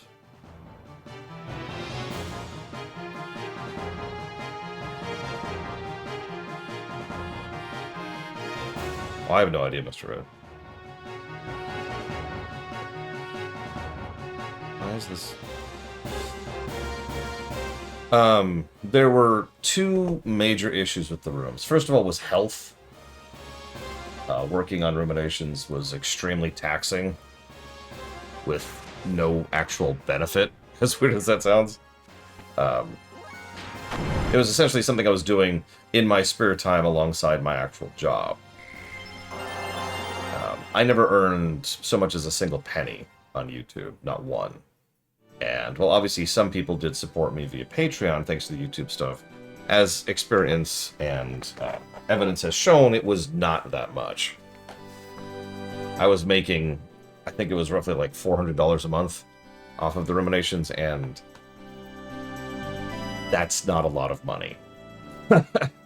And so, yeah, obviously there is value in you know, putting a digestible, small, bite-sized summary of a game and discussing it like that, which is something I did a lot. But it was just way, way too taxing and extremely mentally unengaging and generally unpleasant to do. The goal had always been to walk away from ruminations. In fact, I almost did years before, like 8 years ago now. And when I floated that idea, people said, no, don't get rid of the ruminations. So I was like, okay, for you, I'll do the ruminations. And then I did the ruminations for 3 more years, excuse me.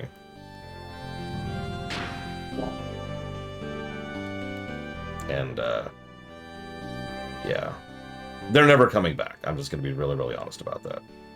There is no reality in which the rooms are coming back. I'm not trying to be unkind. I'm just trying to be very thorough and clear about that. There's no hope here. There's no maybe someday. They're never coming back. As much as I love pounding nails into my toes, I'm sorry.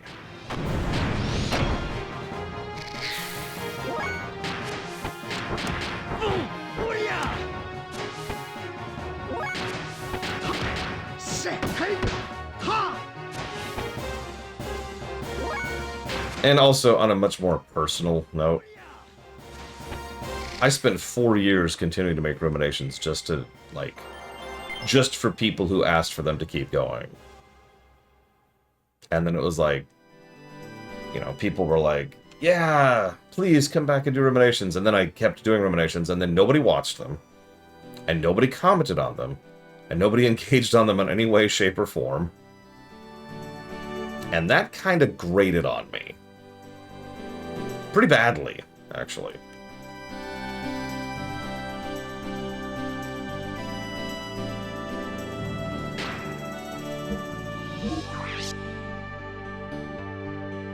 Oh, you have to be off gear. Okay.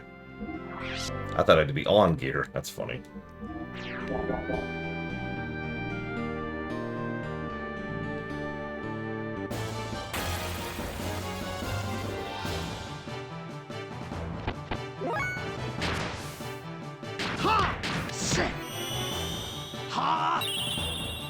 I mean, I suppose there are actually several other competing issues here. Time is a thing, life is a thing, health is a thing.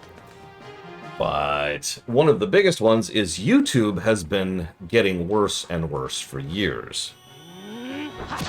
Not to pull an I told you so, but I predicted that YouTube was going to go down the crapper and it was going to get harder and harder to maintain fiscal possibility on YouTube 10 years ago. And I was right.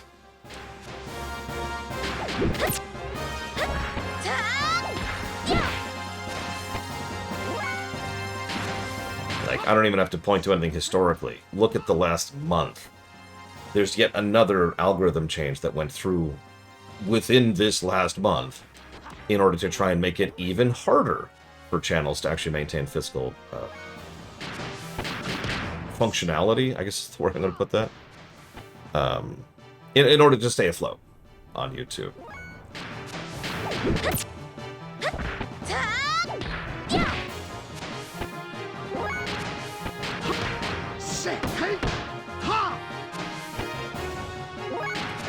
The biggest theory I have for why they're doing that is because I think they're actively trying to kill YouTube. Something that has been a stated goal of several executives at Alphabet for years.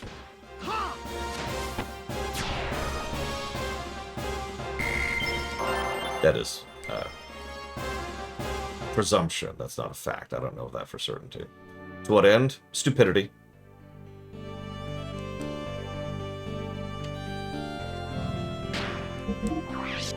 Can I get back on the gear now?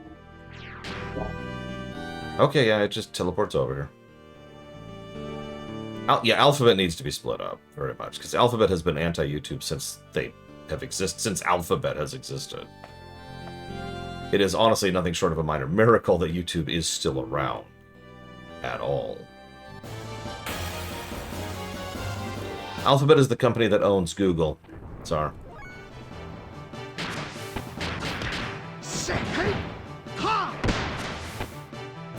They've tried the cable TV for the last couple of years thing. I don't think it's really going anywhere. And I think they know that too.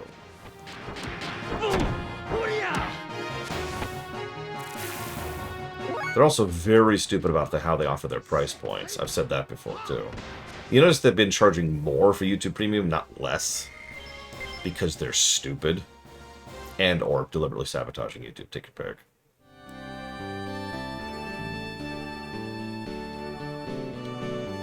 I know what you're thinking. Why would you charge less? I mean, honestly, actually, I don't think anybody in chat is stupid enough to ask that question.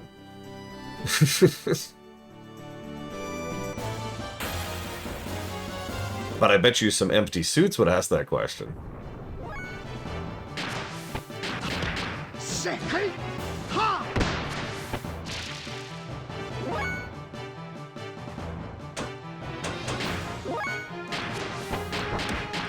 I guess I could get her back out of the mech.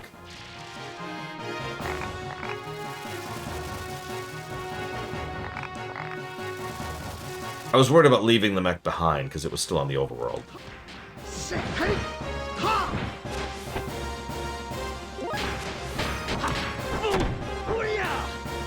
Remind me to check his status after this.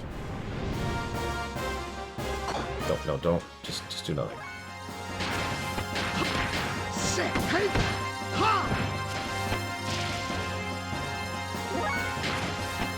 So if they shut down YouTube, I of course have all of that stuff local. Because I have a very large, very expensive hard drive sitting right next to me, actually.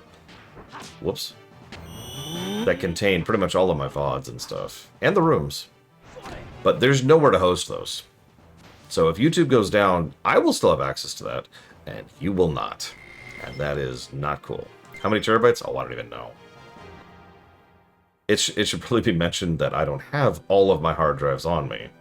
Some of them are actually in storage right now. Suppose I can check quickly. Of the ones I have on me right now, hang on. I have...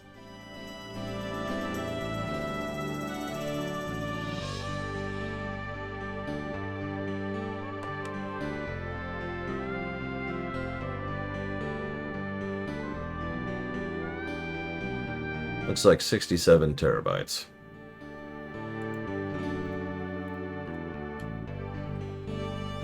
Total. I don't know how much space is being taken up by that. I got plenty of space. I actually did a bit of an back of the envelope calculation recently to figure out when I'm going to have to think about getting a new, another hard drive to dump into here. I got a ways. I'm good.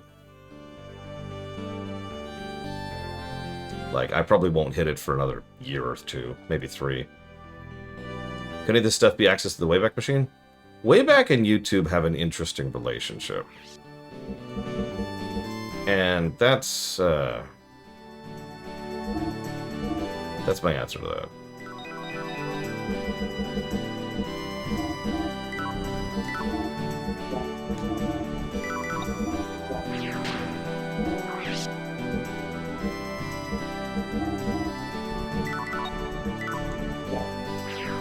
Yeah, also the Wayback Machine is slowly getting shut down, so that's cool. And by cool, I mean terrible. Did I already...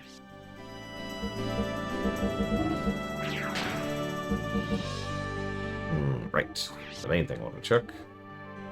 Oh, wow, I'm still nowhere. Tenbu's getting a lot of experience. Ryujin's taking forever. Koho's taking forever. Oogie's done. That's funny. And she has... nothing at all, because I've been low. Yep, that is where that is at.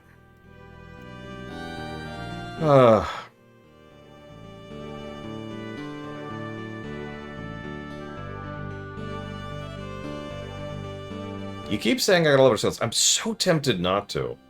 Just to see what happens. I'm really tempted not to.